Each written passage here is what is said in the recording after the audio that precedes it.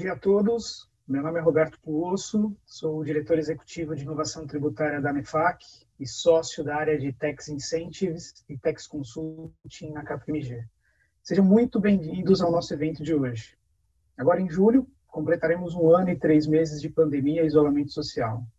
Felizmente, o horizonte que nos apresenta uma visão otimista de melhora breve e, com tudo isso, a ANEFAC já está pensando em receber vocês no nosso tradicional congresso anual, que há 2 anos vem sendo realizado em formato 100% digital.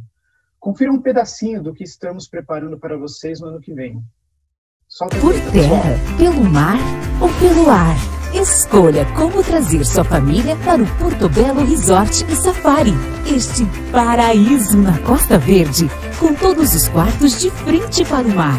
Desfrute diversas opções de atividades ao ar livre e em contato com a natureza. Seus filhos vão amar o clubinho e o incrível safari. Faça sua reserva. Portobello, lugar de ser feliz.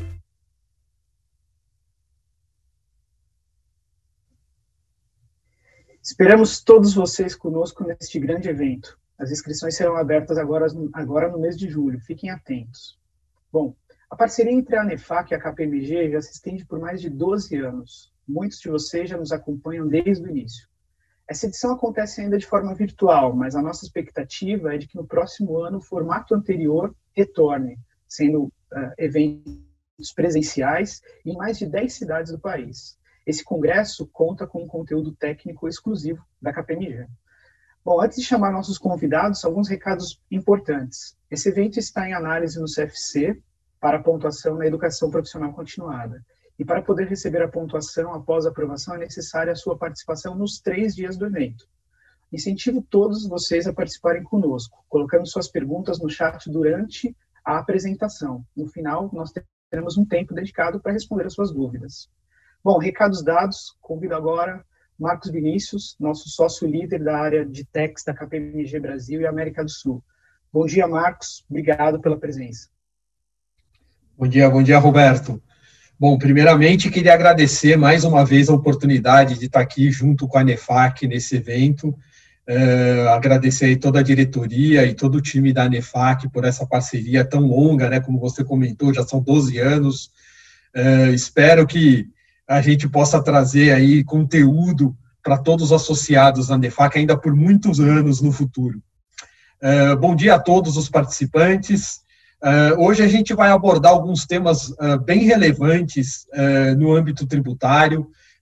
A gente tinha preparado aqui o nosso evento tributário, né, que a gente faz todo ano, pensando que no dia de hoje a gente ia fazer ali, né, comentar sobre algumas oportunidades tributárias, discutir alguns temas relevantes que estão em pauta hoje no ambiente tributário e fazer um breve update da reforma tributária, que era aquela reforma, né, das 2 PECs que estão tramitando ali no Congresso, o que pode acontecer, como é que está o andamento daquelas PECs, mas aí, de repente, 2 semanas atrás, o mundo mudou, né? E o Poder Executivo, aí, o governo, acabou encaminhando, né, a sua proposta de reforma do imposto de renda, com mudanças muito significativas, e aí na sequência agora, né, nesta semana, o relator do projeto de reforma já apresentou aí um parecer preliminar, né, sobre o projeto, trazendo outras alterações sobre aquela proposta original. Então tem sido aí 2 semanas bastante atribuladas aqui do nosso lado. Por sorte, ontem à noite não saiu nada novo, né, Roberto? Senão a gente ia ter que virar a noite aqui para poder atualizar aqui os associados das novidades, mas por sorte, ontem à noite não saiu nada novo. Mas a gente vai, então, né, para o dia de hoje, manter a nossa programação de falar um pouquinho sobre oportunidades tributárias, né, e trazer para vocês alguns temas que estão realmente muito quentes no momento no ambiente tributário, que podem representar oportunidades para as empresas. A gente mantém essa pauta, nós vamos falar um pouquinho na área de impostos indiretos do ICMS, vamos falar um pouquinho da área aduaneira e também vamos falar da área previdenciária, né, trazer alguns temas bastante relevantes como eu disse, que podem ser oportunidades para as empresas.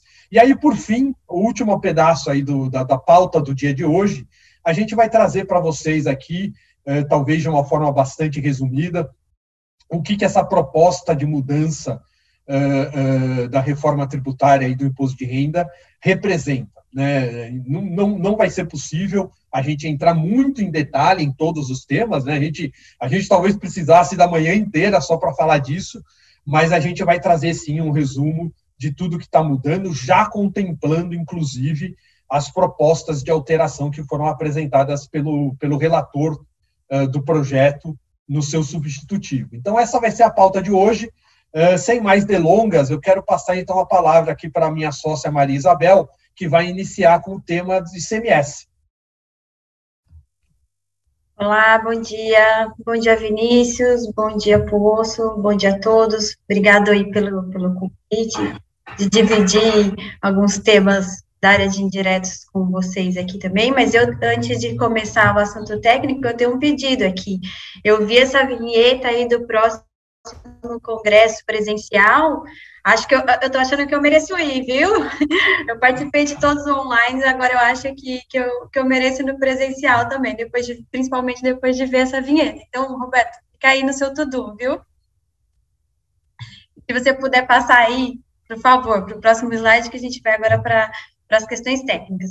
O Vinícius comentou, né, a gente poderia aqui, imaginaria que estaria falando sobre a reforma tributária ampla e tudo mais, mas no final do dia, o que vem acontecendo, acho que no nosso mundo tributário, a gente tem tido algumas decisões, algumas mudanças pontuais, algumas operações, algumas transações, algumas tributações, que não deixam de ter um reflexo de reforma tributária. Não é a reforma em si, mas o efeito de algumas decisões, especialmente essa que a gente vai falar hoje, ele traz um contexto de reforma, porque ele muda conceitualmente a estrutura de tributação do ICMS.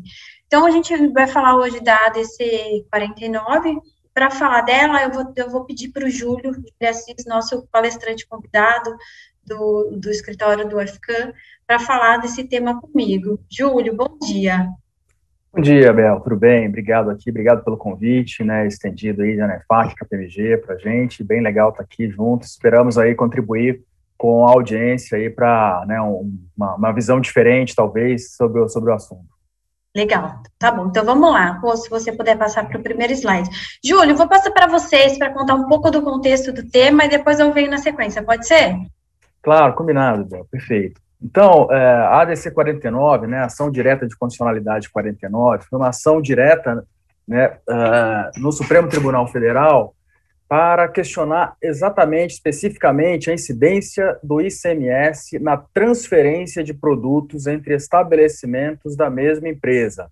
Então, esse é um assunto, né, que causa, né, há muito tempo, né, causa alguma controvérsia aí, entre as empresas e foi levada ao Supremo. Essa linha do tempo, ela mostra que já em agosto de 1996, por força de várias ações judiciais, o STJ, o Superior Tribunal de Justiça, não o Supremo Tribunal Federal ainda, a gente vai chegar lá, mas o STJ ele já havia decidido pela ilegalidade da incidência na transferência entre estabelecimentos, sob o conceito de que uma transferência entre estabelecimentos, na verdade, você está mudando de um bolso para outro bolso da mesma empresa.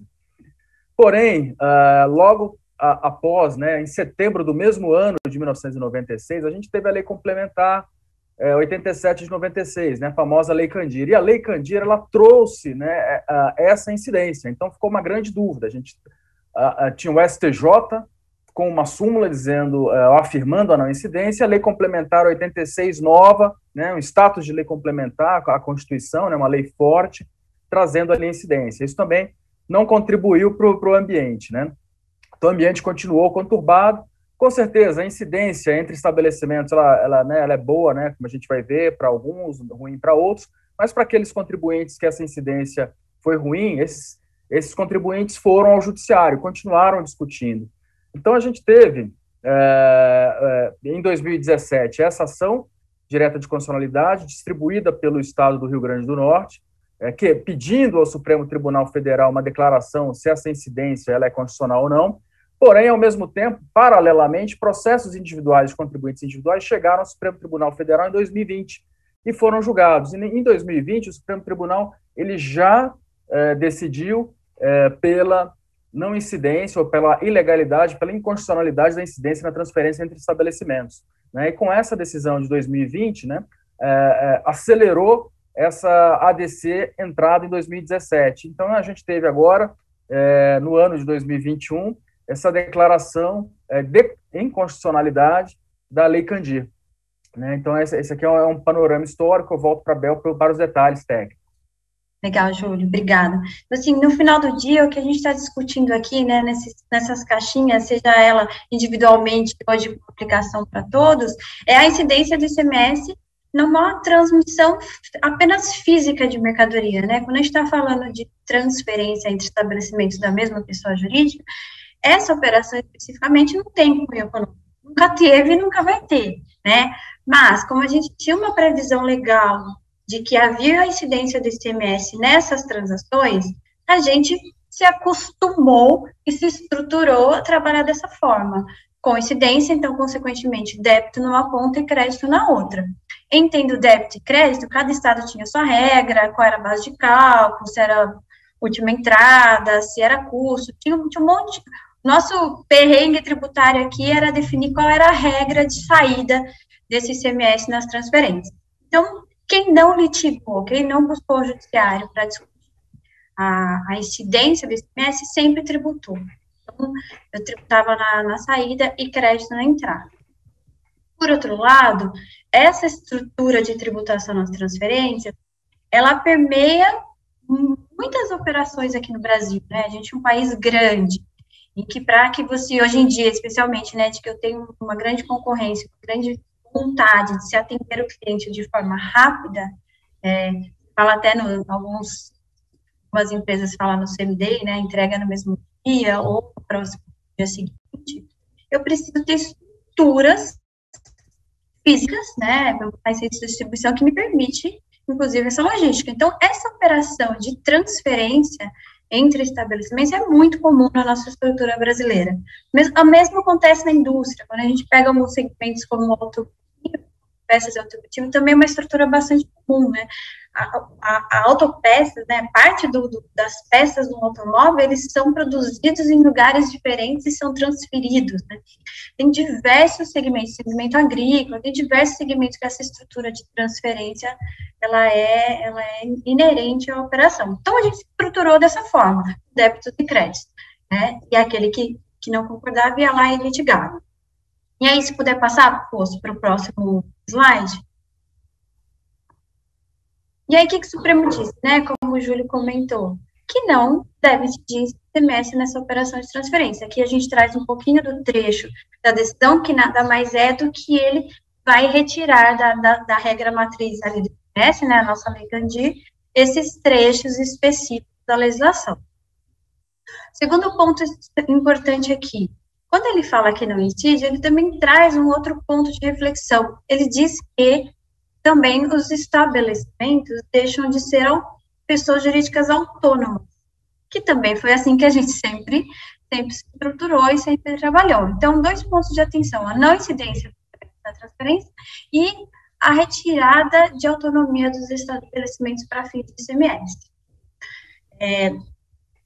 De forma simplificada, foi isso que foi decidido. Agora, a gente vai ver quais são todos os reflexos decorrente desses 2 grandes pontos, a não incidência e a questão da não autonomia dos estabelecimentos. Se você puder passar, que aí eu vou fazer uma dobradinha com o Júlio aqui.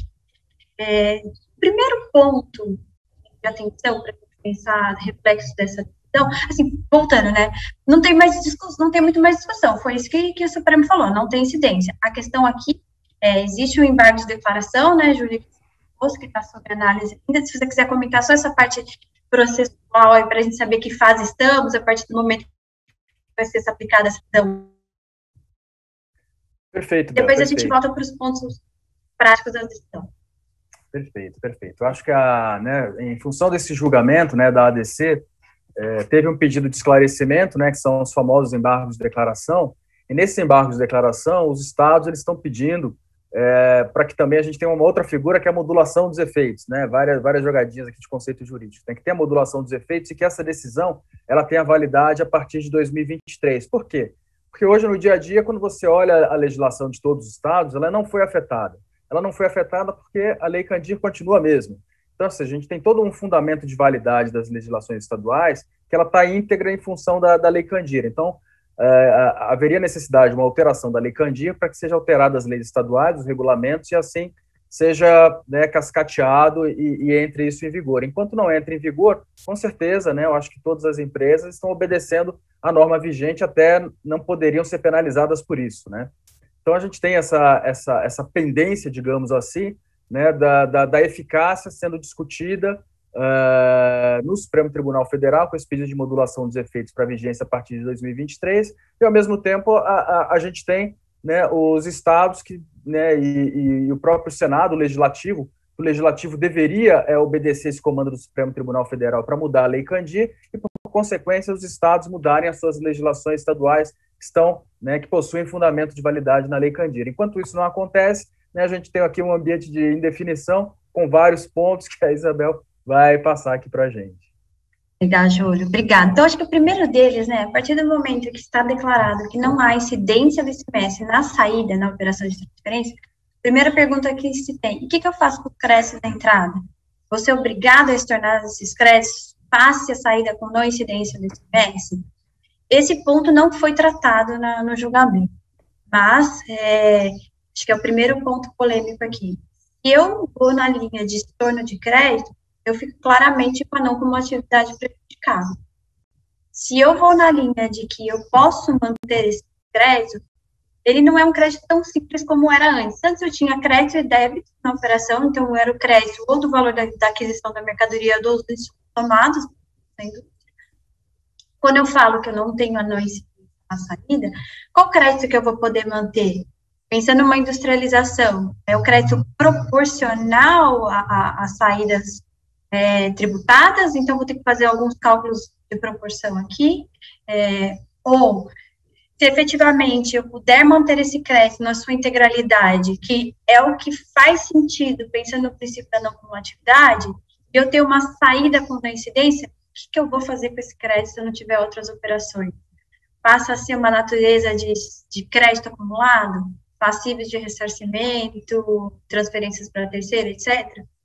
Nada disso foi tratado na decisão e a gente aguarda próximos capítulos aí em relação a esse tema.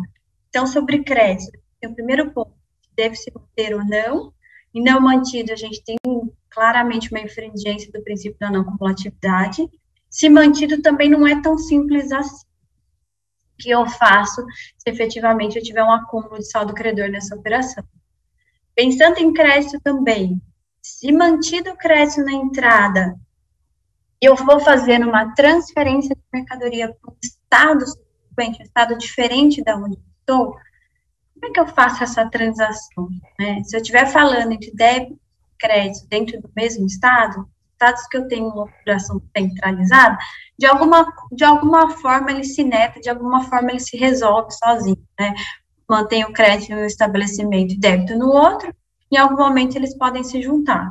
Quando eu estou falando entre estados, e esse entre estados é algo super comum aqui no Brasil, como é que eu faço esse balanço, esse net entre créditos e débitos de estados diferentes? Eu não tenho um SPED que me permita fazer essa junção, né? Eu tenho autonomia dos estados, esse assunto efetivamente precisa ser regulamentado.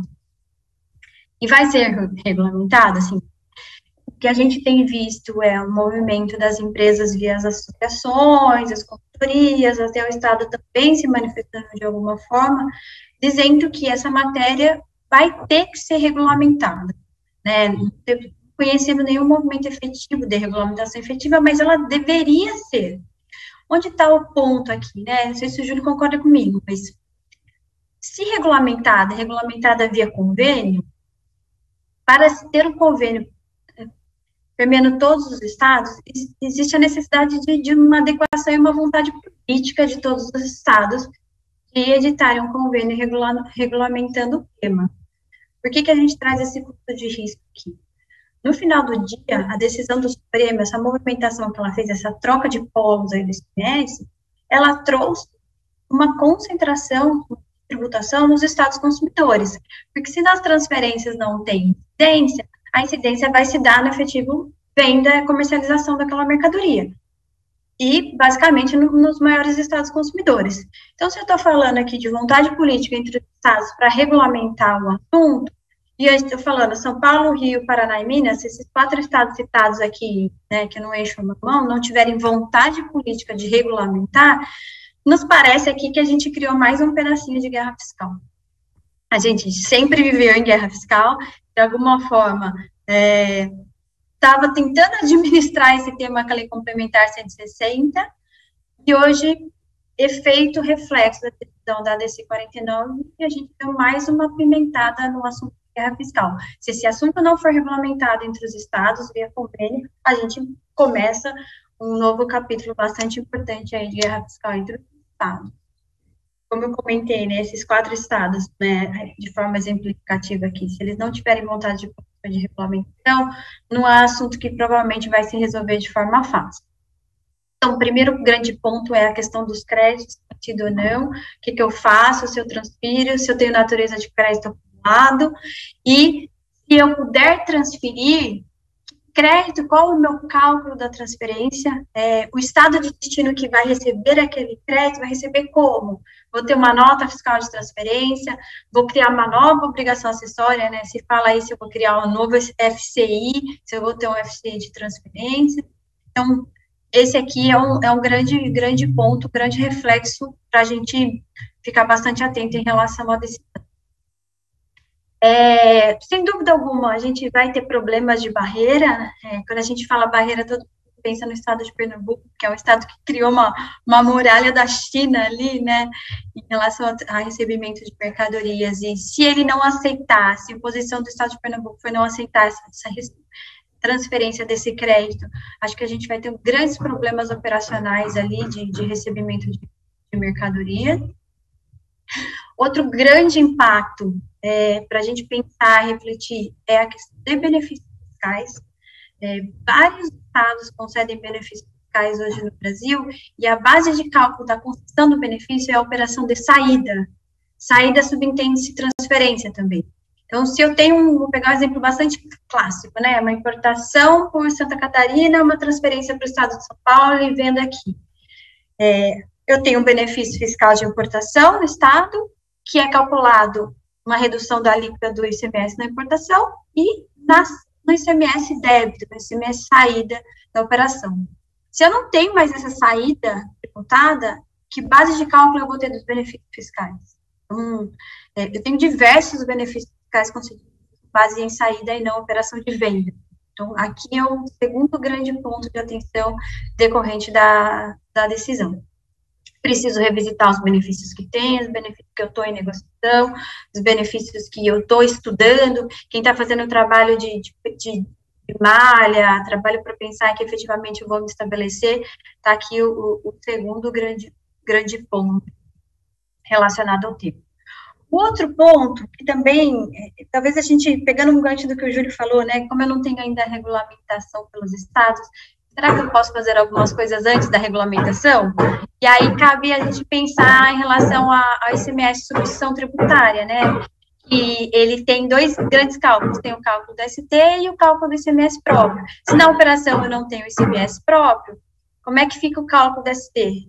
Vou ter que presumir, assim, também é um reflexo da decisão da ADC, que está longe de ser efetivamente decidido, tratado, assim, a gente está num momento aí de grandes reflexões.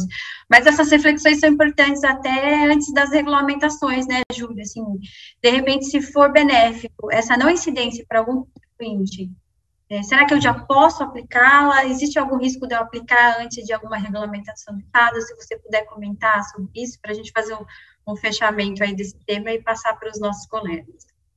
Perfeito, Bel, perfeito. Essa é uma reflexão, né, que a gente sugere para as empresas, né? Então, o que teremos, né? Mais cedo ou mais tarde, né, como o Supremo Tribunal Federal decidiu, a legislação ela vai ser alterada e a gente vai precisar ter um contexto sem tributação entre estabelecimentos.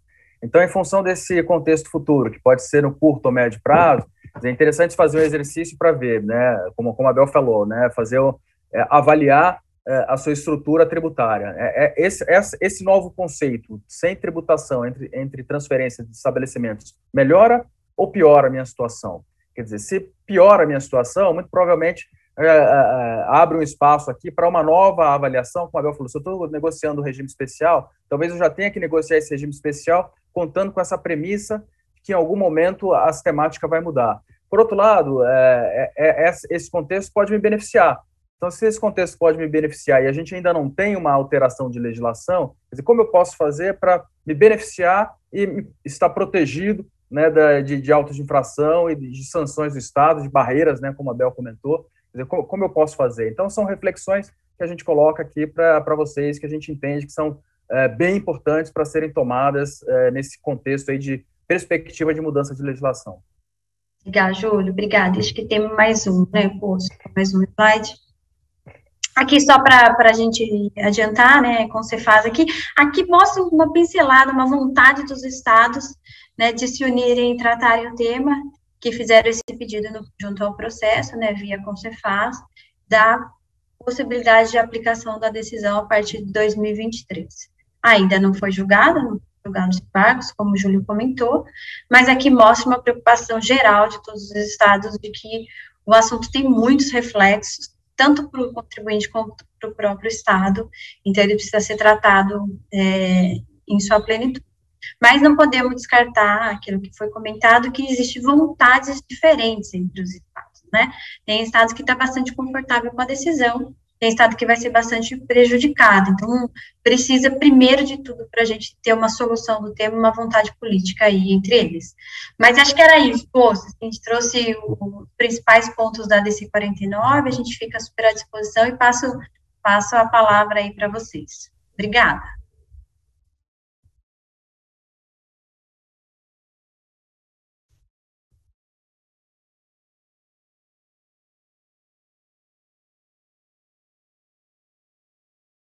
Olá, pessoal, bom dia. Me apresentando rapidamente aqui, eu sou Daniel Maia, sou sócio-diretor da KPMG, sou especialista na área de tributos e operações aduaneiras, né, e eu trouxe aqui uma série de oportunidades na área de comércio exterior. É claro, a gente não vai conseguir entrar no detalhe, né, em todas elas, mas eu vou trazer aqui as principais ideias, os principais temas que estamos discutindo aqui na área aduaneira, e é claro, né, depois eu fico totalmente à disposição de vocês, vamos compartilhar nossos contatos aqui. Fique à vontade aí para marcar um bate-papo para a gente poder discutir com mais detalhes cada uma dessas oportunidades e temas, né, que vamos apresentar aqui, né. Comigo também está o Júlio, né, o nosso convidado especial aqui do escritório FCAM.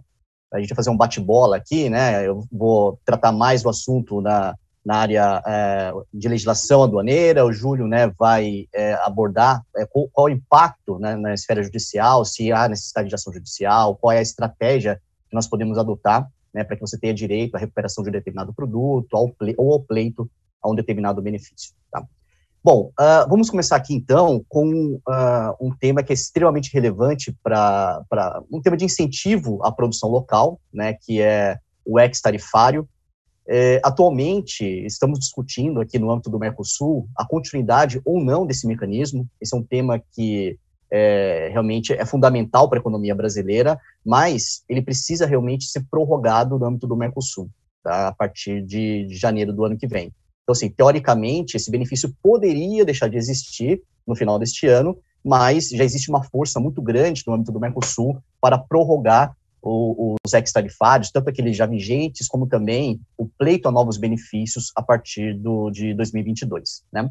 E o ex-tarifário, basicamente, ele trabalha com duas possibilidades aqui. Né? A primeira é uma redução temporária do imposto de importação para bens de capital, bens de informática e telecomunicação, uma redução temporária a zero, né? Bens de capitais, por exemplo, a alíquota normal, geral, é 14% de imposto de importação, e você consegue essa redução temporária por até 2 anos, né, para importação de máquinas, equipamentos sem similar nacional, sem produção similar nacional, né, e para isso existe um roteiro, né, uma formalidade que deve ser adotada aqui no país para você realizar o pleito a esse benefício. A gente sempre costuma destacar, né, que o ex-tarifário é aplicável em 2 frentes, né, o pleito para operações futuras como também, o que pouca gente conhece, que existe a possibilidade de você revisar ou revisitar as suas operações, né, dos últimos 5 anos e verificar se naquele momento que você importou um determinado bem de capital, bem de informática, telecomunicação, havia um ex-tarifário aprovado para aquele produto, né? E aí você pode pedir o crédito extemporâneo do imposto de importação que você pagou, né, indevidamente a maior, porque existia um benefício que você não considerou naquele momento. Então, a gente sempre trabalha com essas duas possibilidades. O pleito a novas importações que serão realizadas, né? Lembrando que tem esse período de 2 anos, como regra geral, ou também podemos revisar as suas operações, identificar oportunidades de ex não aproveitados em operações já cursadas, importações já cursadas pela empresa, né? Lembrando que dentro do conceito de ex-tarifário, apesar de não ser muito bem o ex-tarifário, existe também aquele regime de autopeças não produzidas, específico para o setor automotivo, autopeças, né, como eu disse, e que também tem essas duas possibilidades, pleito para operações futuras, como também oportunidades de recuperação através de créditos temporâneos e operações já cursadas. Além do ex-tarifário, na legislação do Mercosul, existe também 2 mecanismos adicionais, como LETEC e resolução GMC, que você pode pedir redução de tributos aduaneiros, né, de imposto de importação, em situações totalmente distintas. No caso da LETEC, pode ser para qualquer tipo de setor, né, você não precisa comprovar a inexistência de produção similar, e cada estado parte do Mercosul, Brasil, Argentina, Paraguai e Uruguai, tem o direito de manter, né, uma determinada quantidade de códigos NCM dentro dessa lista de exceções à TEC. Né, a TEC é a tarifa externa comum, é um imposto de importação com alíquota comum aplicável a qualquer país membro do Mercosul, tá? Então, você pode pedir uma redução de um determinado produto, desde que aquilo faça sentido para a economia nacional, a indústria nacional, tá?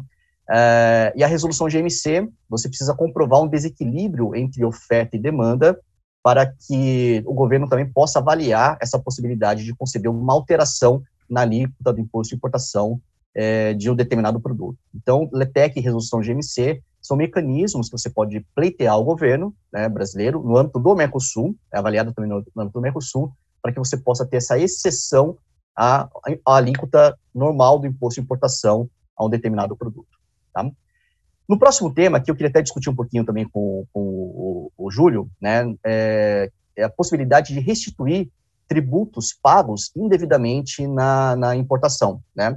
Tanto através da taxa Siscomex majorada, que é o assunto, né, que ainda continua quente, tá? Não é notícia velha, é assunto que continua quente, e também uma oportunidade que nós temos de adicional de COFINS em 2017.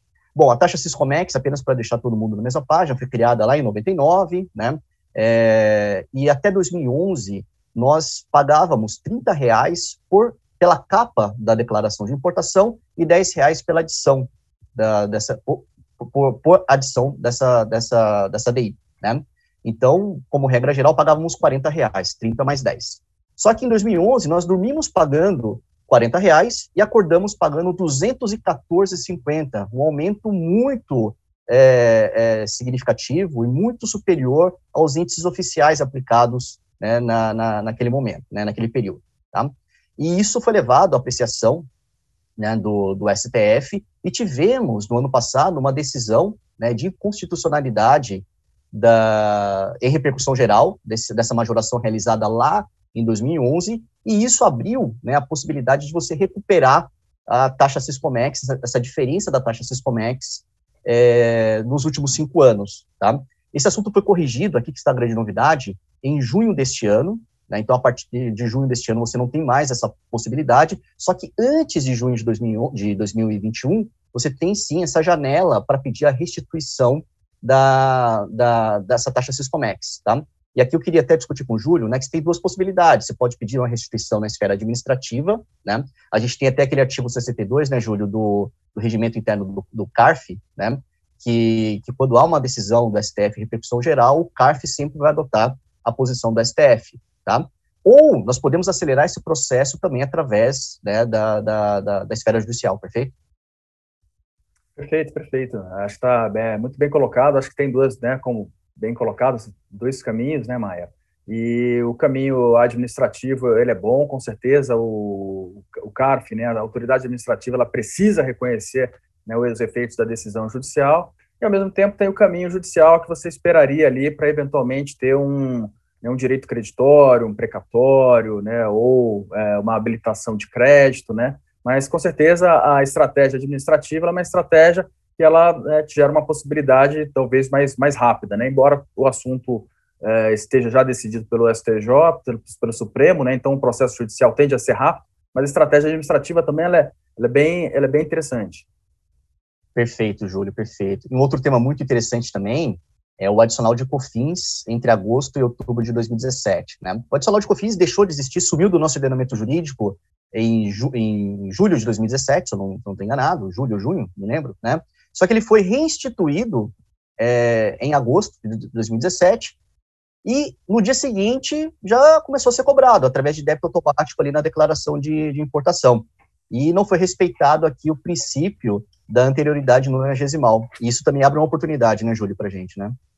Perfeito, perfeito. Geralmente essas mudanças de legislação, né, muito curtas, né, com o aumento de tributação, existe, né, esse descaso aí do legislador pelo princípio da anterioridade nonagesimal, dos 90 dias. Então, em função dessa pisada de bola aqui, a gente tem esse valor aqui para recuperar, né, entre esse período, né, tá passando, né, então é bom não demorar muito, né, o tempo, 5 anos passam rápido, né, então com 5 anos aqui a gente teria, né, a prescrição desse direito, e é bem interessante, já com julgamentos consolidados, reconhecendo esse direito, então é bem interessante se atentar, pode ser um valor relevante aí que esteja na mesa aí, bem fácil de acessar.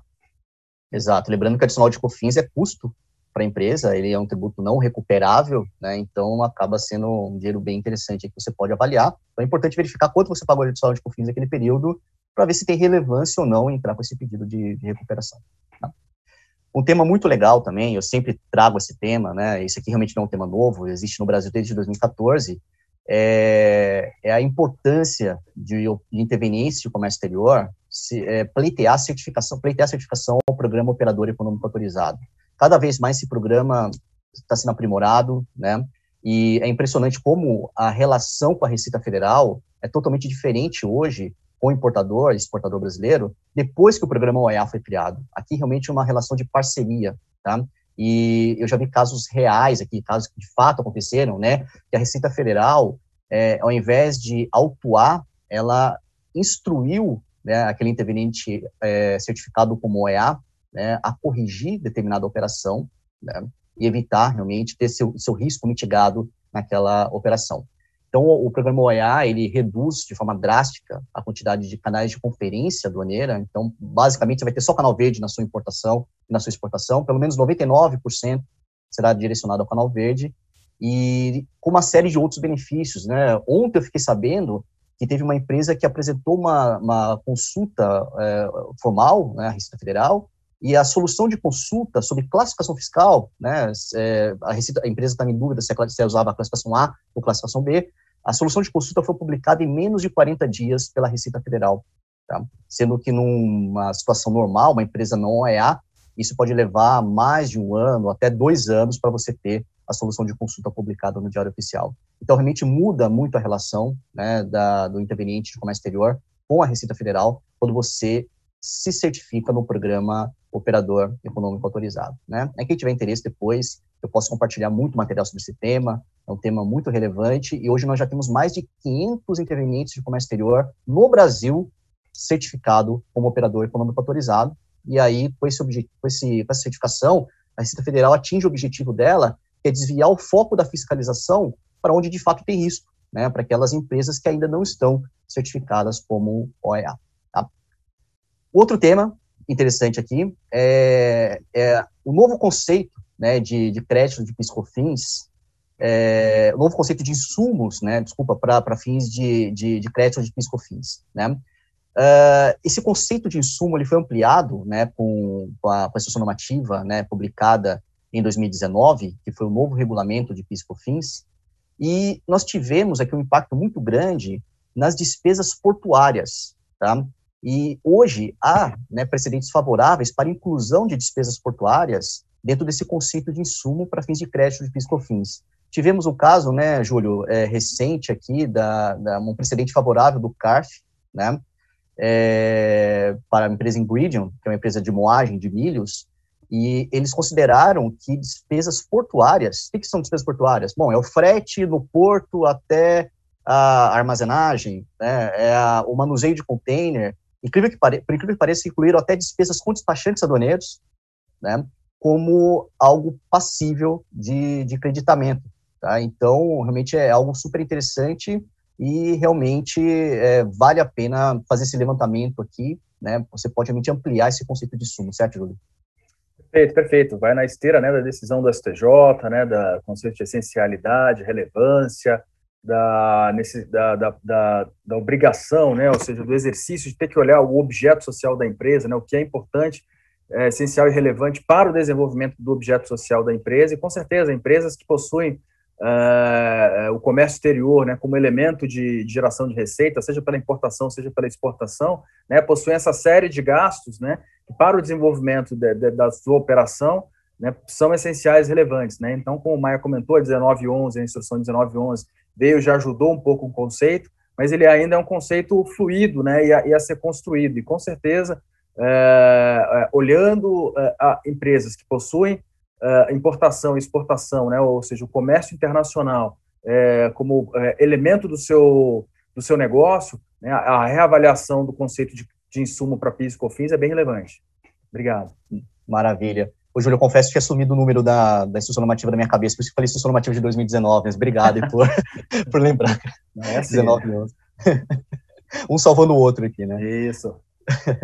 E um tema interessante também, ontem até fizemos um evento pela KPMG, tivemos mais de 100 convidados externos nesse evento, 100 participantes, né, sobre o catálogo de produtos. O catálogo de produtos, sim, já é uma realidade, né, e neste semestre vai passar a ser uma obrigatoriedade para todos os importadores e exportadores brasileiros. Então, antes de realizar a importação, será necessário fazer o upload do seu cadastro, né, ou seja, da classificação fiscal, da descrição completa da mercadoria e também de diversos atributos que estão sendo desenvolvidos, né, criados pelo Banco Mundial, né, em parceria com a Receita Federal, para que você possa, né, para que esse dado possa migrar diretamente para a declaração aduaneira, tá? Então, aqui, a gente sempre destaca a importância de, antes de fazer o upload, você fazer um seriamento do seu cadastro, ok? Então, nós desenvolvemos algumas ferramentas aqui na KPMG que realmente pode, né, te ajudar a acelerar, dar mais eficiência na sua governança de classificação fiscal e também remediar, sanear o seu cadastro para que você possa, de fato, subir uma informação sadia e não estar sujeito àquelas penalidades aduaneiras lá por erro de classificação fiscal, descrição incompleta, etc. Né? E aqui é super importante também, né, Júlio, do suporte que nós podemos dar tanto na esfera administrativa como judicial para defesa, né, em hipótese de penalidade por erro de classificação fiscal. Né? Uhum. Perfeito. A gente vê que, né, que muito, né, várias fiscalizações aduaneiras hoje estão sendo feitas, né, posteriormente, né, ao ingresso do produto, né. Antigamente a gente vê muito ali na aduana, né, muito no desembaraço, né. Hoje a gente vê muitas fiscalizações posteriores e com questionamento da classificação fiscal. Então, é bem interessante quando você tem, né, uma equipe integrada, né, que possa dar tanto a visão técnica de engenharia, né, a visão de experiência, né, na leitura dos catálogos nacionais e internacionais e a visão do direito. Né? Então, geralmente, se você olha esse assunto, né, um auto de infração, uma fiscalização apenas com uma ótica, você pode ficar descoberto nas demais óticas. Né? Então, trabalhar com alguém dentro de uma fiscalização aduaneira, né, pós-desembaraço, que consiga articular esses três caminhos, né, o caminho técnico de engenharia, o caminho do conhecimento dos catálogos e o caminho da legislação, é bem mais completo e aumenta a sua possibilidade de êxito nessas discussões. Bem interessante, obrigado. Perfeito. Um tema muito relevante que pouca gente dá atenção aqui no Brasil é valoração aduaneira. Inclusive, a Receita Federal já está trabalhando uma nova minuta de valoração aduaneira, e ela expõe, né, na exposição de motivos ali, ela indica que essa nova minuta, o objetivo é dar maior eficiência à fiscalização do valor aduaneiro, tá? Porque aqui realmente, né, existe um canal de parametrização de cor cinza que é específico para a valoração aduaneira. E existe uma multa, né, que caso a Receita Federal identifique que o valor que você declara para fins de base de cálculo do imposto de importação não esteja adequado com os critérios de valoração aduaneira, né, existe essa multa de 100% entre o valor declarado e o valor apurado pela Receita, tá? Só que o que eu quero deixar claro aqui é que você também pode ter uma oportunidade, tá? Um produto cujo preço médio de importação seja 10, você pode importá-lo tanto por 15 como por 5. É uma questão comercial apenas, né?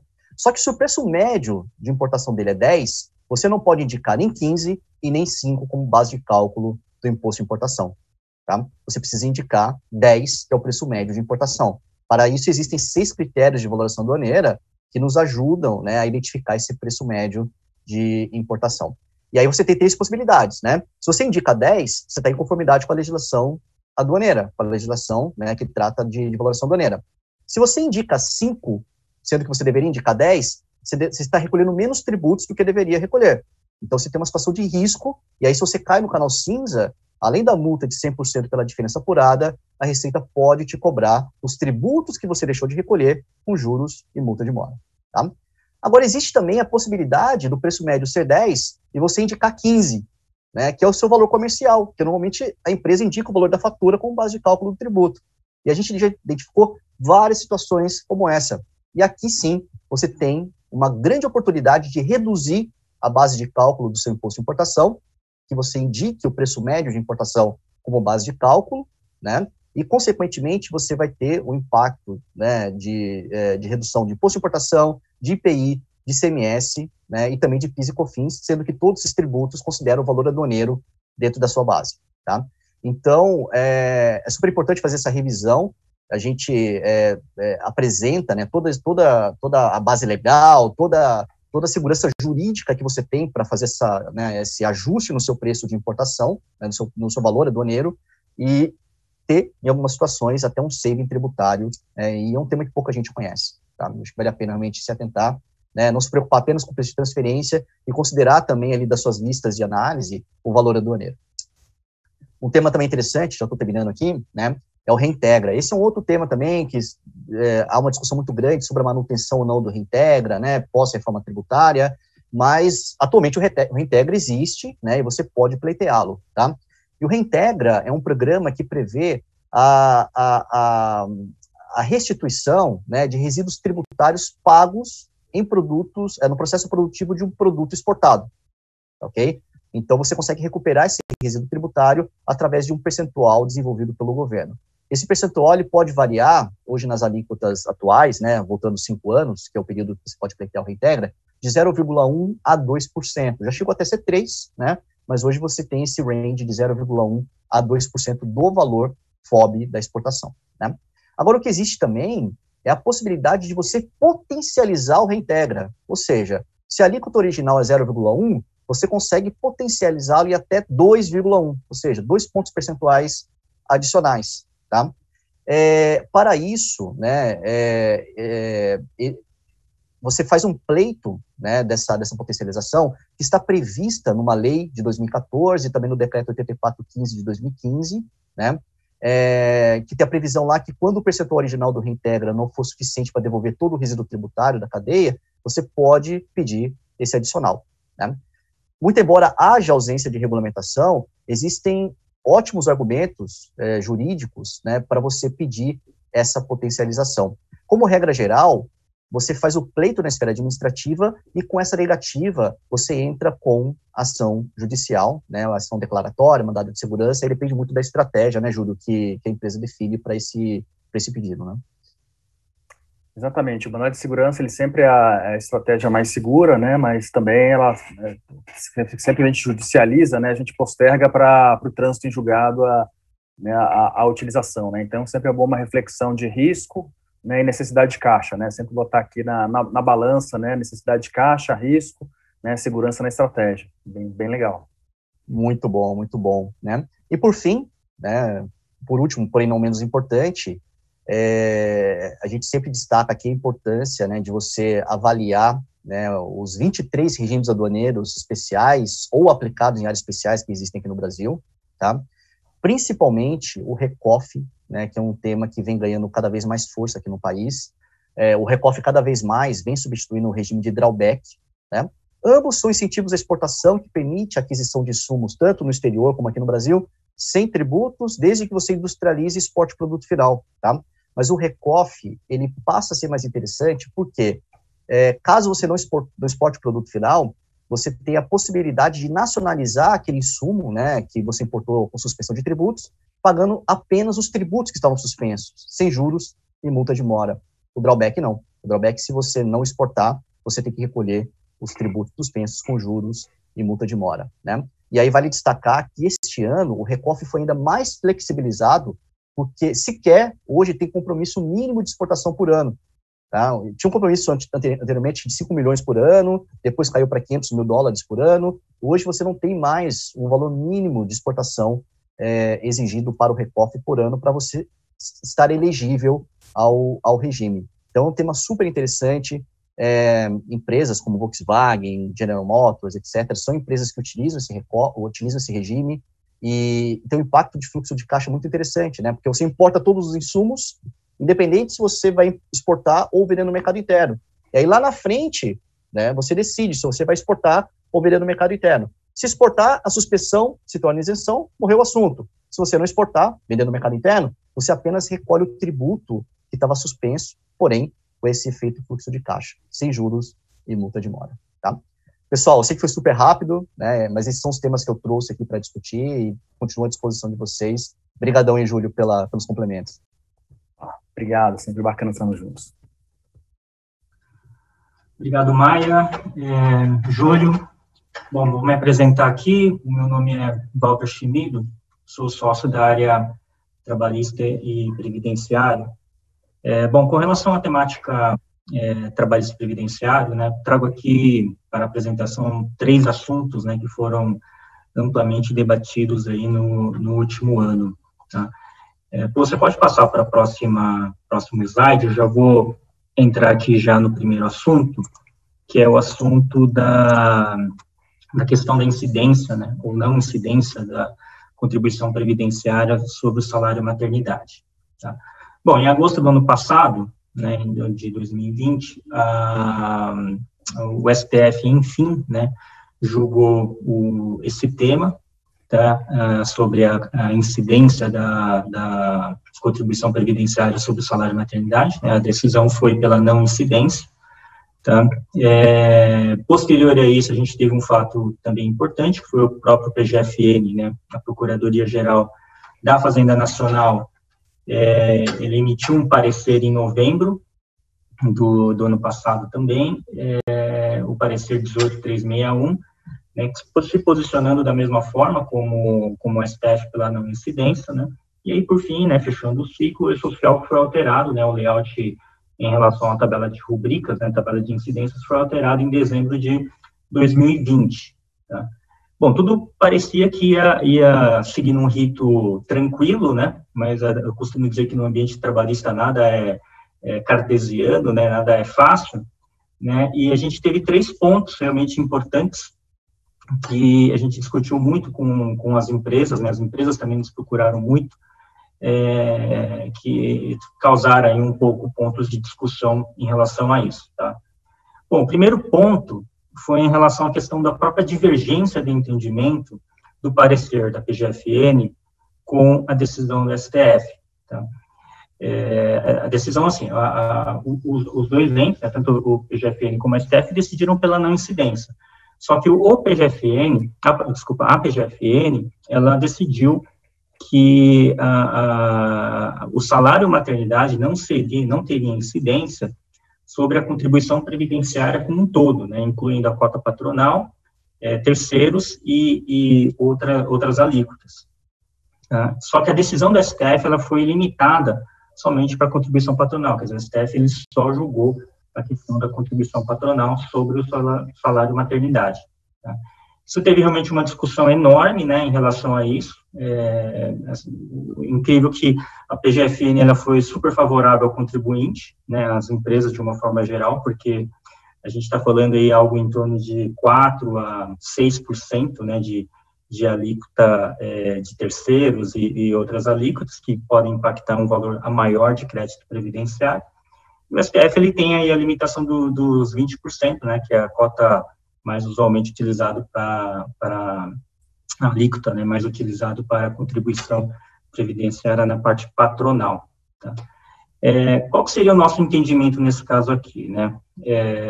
por conservadorismo, óbvio que temos que seguir a decisão do STF, né, até mesmo porque o papel da PGFN não é essa, né, de decidir se tributa ou não, tá? Mas para as empresas que ainda querem buscar, né, essa alíquota adicional, a gente até sugere aí, talvez, que busque isso, talvez, na via judicial, né, para que consiga aproveitar os créditos previdenciários.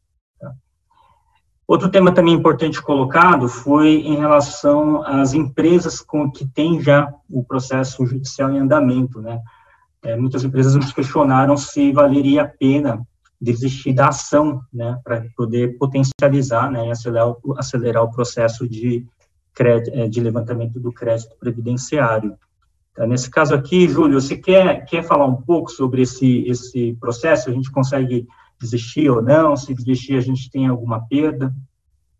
Eu acho que é uma reflexão bem interessante, Walter, obrigado aí pelo ponto aqui da entrada, né, reflexão. É exatamente a desistência, né? Quando a gente desiste de um processo judicial, você abre mão dos elementos de fato de direito que justificam a tese, né? Então, aqui há um risco, efetivamente, você perdeu o direito, embora ele tenha sido declarado, né, pelo Supremo Tribunal Federal. Então, tem uma questão processual bem importante aqui a ser avaliada, né, com os advogados da causa, relacionada aqui a uma eventual colocação em risco do próprio direito, né?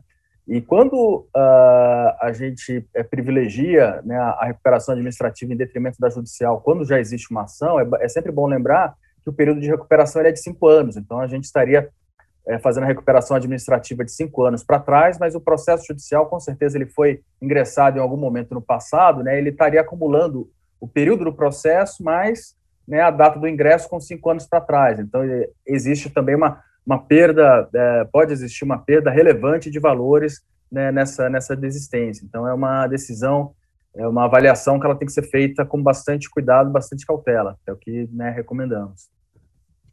Legal, Júlio. Bom, passando para o próximo tema é em relação à correção monetária das demandas trabalhistas, né? O STF, ele julgou esse assunto no final do ano passado, né? E parece, né, que, enfim, vamos ter aí um direcionamento definitivo em relação a esse tema, né? Falando um pouco aqui do histórico, né, até em meados de 2015, né, a gente utilizava o índice da TR, né, para correção das demandas trabalhistas, né, mas na época o Supremo, ele teve uma decisão, né, o qual colocou o IPCAE com uma incidência de juros de 1% ao mês, né. E aí, para colocar mais sal aí no caldo, a reforma trabalhista de 2017 veio e estabeleceu a TR novamente como índice de correção, né? O tema chegou novamente ao STF no ano passado, e a decisão, ela foi uma decisão por uma atualização híbrida, né? O qual se utiliza o IPCAE, né, na fase pré-judicial, quer dizer, na fase até a citação das partes, e na fase judicial, a gente vamos passar a utilizar a Selic, tá? Isso é um tema também que foi discutido muito, principalmente pelas empresas que tinham um saldo de provisão contábil relevante, né, em relação a demandas trabalhistas, reclamatórias trabalhistas, né? E ficou essa discussão aí se a gente já poderia fazer o registro, a atualização, né, da provisão contábil, face à nova norma aí, que foi julgada no final do ano passado, mas publicada em fevereiro desse ano, tá? A situação dessa decisão aqui, apesar de ter sido publicada, ela está ainda em embargo de declaração, né?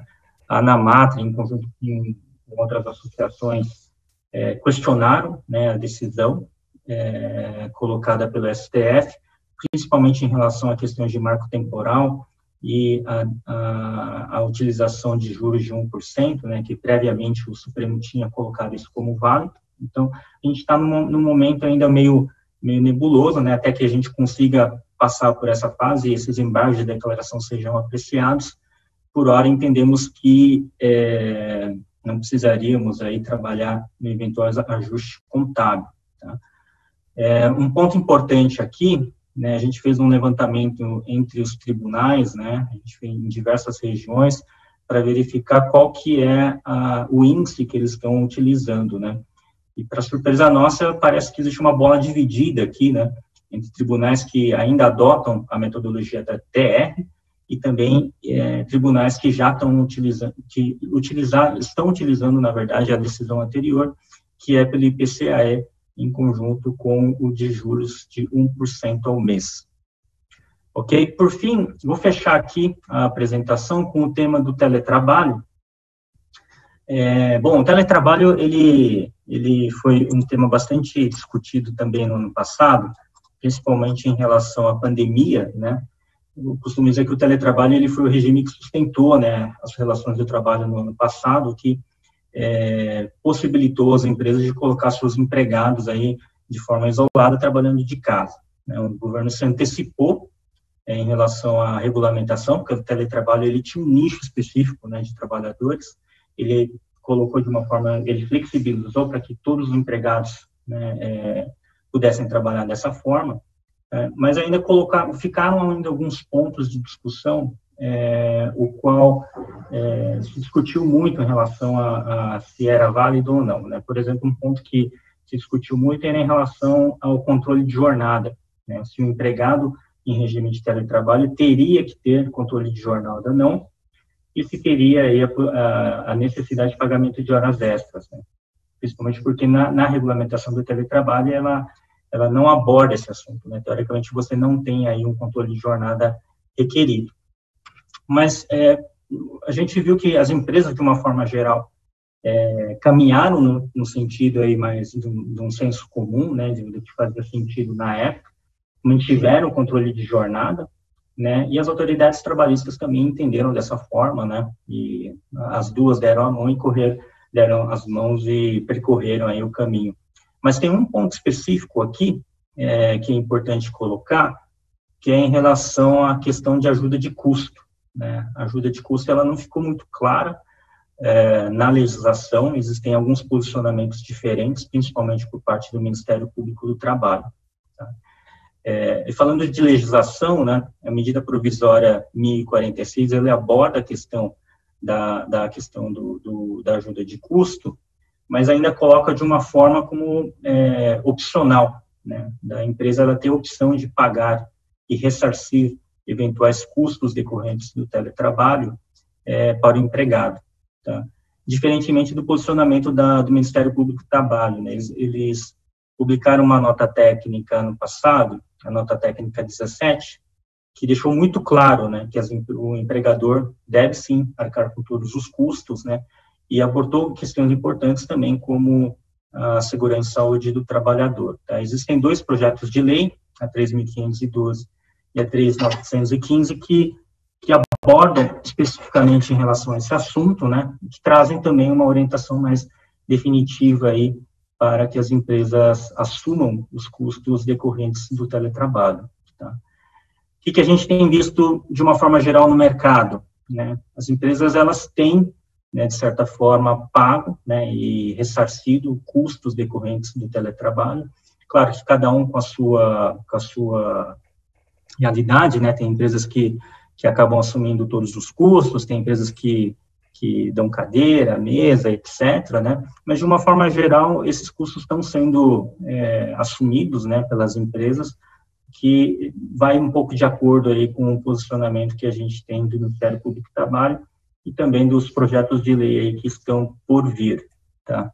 Um ponto de atenção, né, que a gente tem visto em algumas empresas e que é importante a gente colocar aqui, é que algumas empresas adotaram a medida de pagar um benefício mensal, né, por exemplo, no valor de R$300, R$400, o qual a gente acha que isso pode gerar um eventual questionamento de caracterização desse valor como um salário de contribuição, né, e aí tem incidências aí de FGTS, reflexos trabalhistas, tá? O que a gente recomenda é que as empresas, se optarem por fazer o ressarcimento, façam um processo aí normal de reembolso, né, que iniciem um processo de reembolso desses custos, né, e tenham controle disso para que a gente possa evitar eventuais questionamentos no âmbito trabalhista e previdenciário, ok?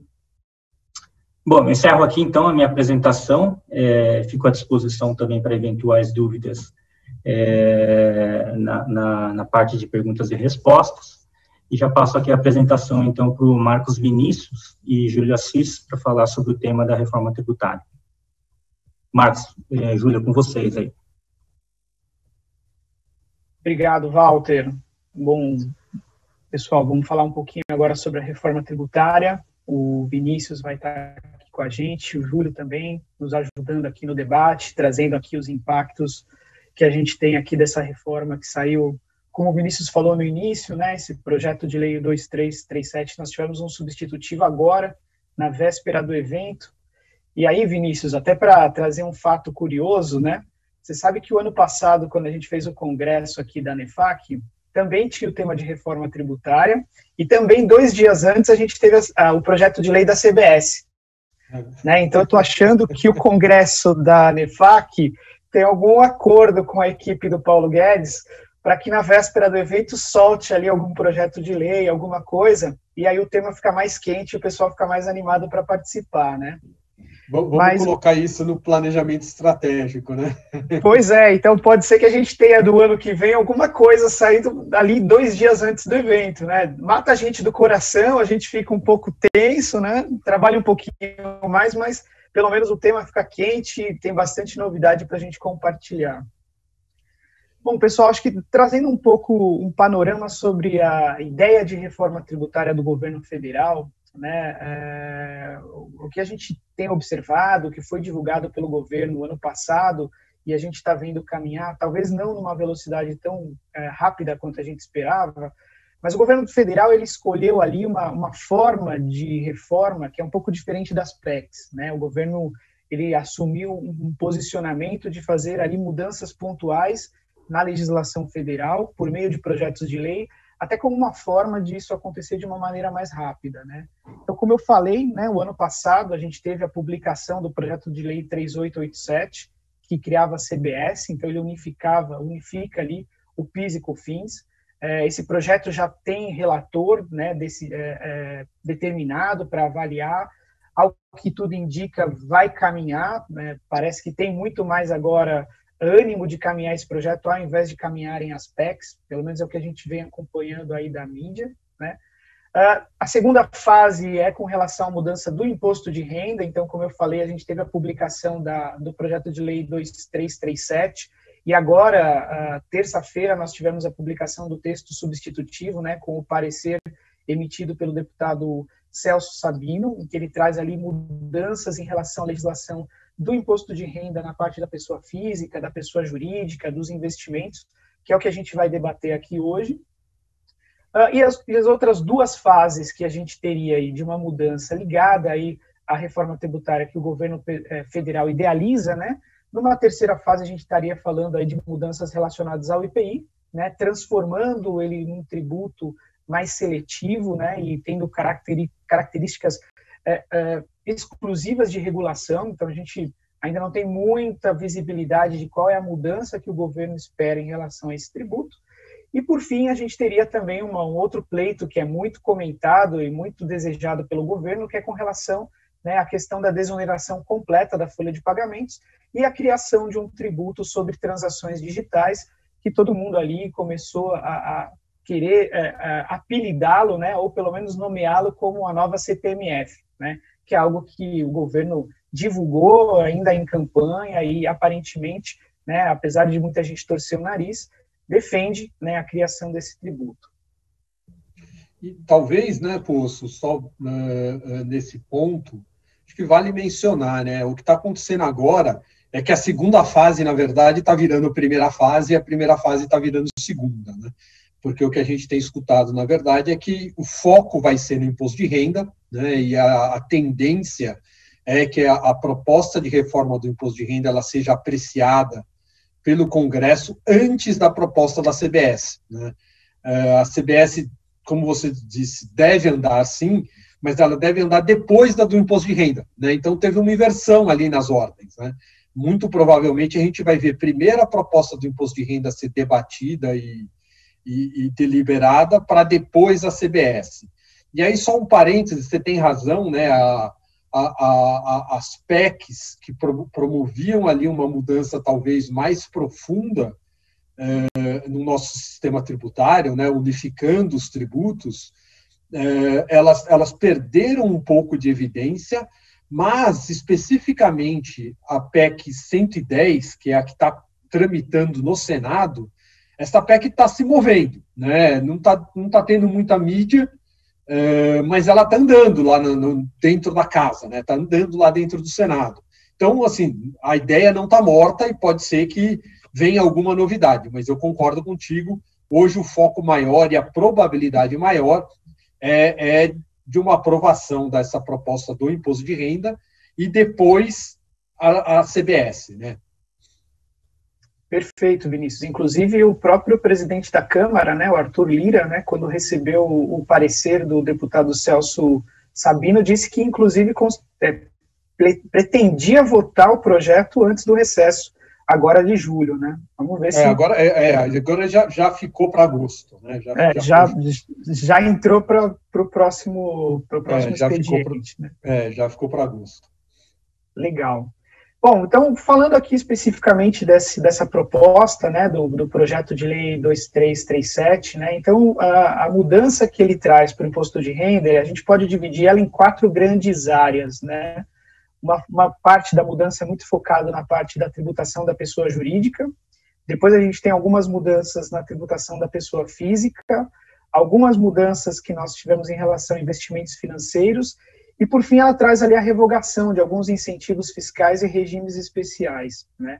Eu acho que é importante, de pronto, a gente já dizer que, né, o projeto que é apresentado, ele vai sofrer uma série de modificações. A gente sabe que todo esse processo que é feito de avaliação dentro da Câmara, uma série de emendas vão ser propostas, a gente sempre acompanha isso, acabam se misturando assuntos, colocando assuntos que não tem nada a ver, os famosos jabutis no meio, né, dos projetos de lei, aí há pedido para que seja modificado, mas a gente entende, né, que então esse projeto pode ser que ele ainda vai sofrer muitas modificações. Uma prova disso é que do projeto inicial para esse parecer, a gente já teve uma série de modificações e alterações, né? O projeto original sofreu fortes críticas do mercado, de diversos setores.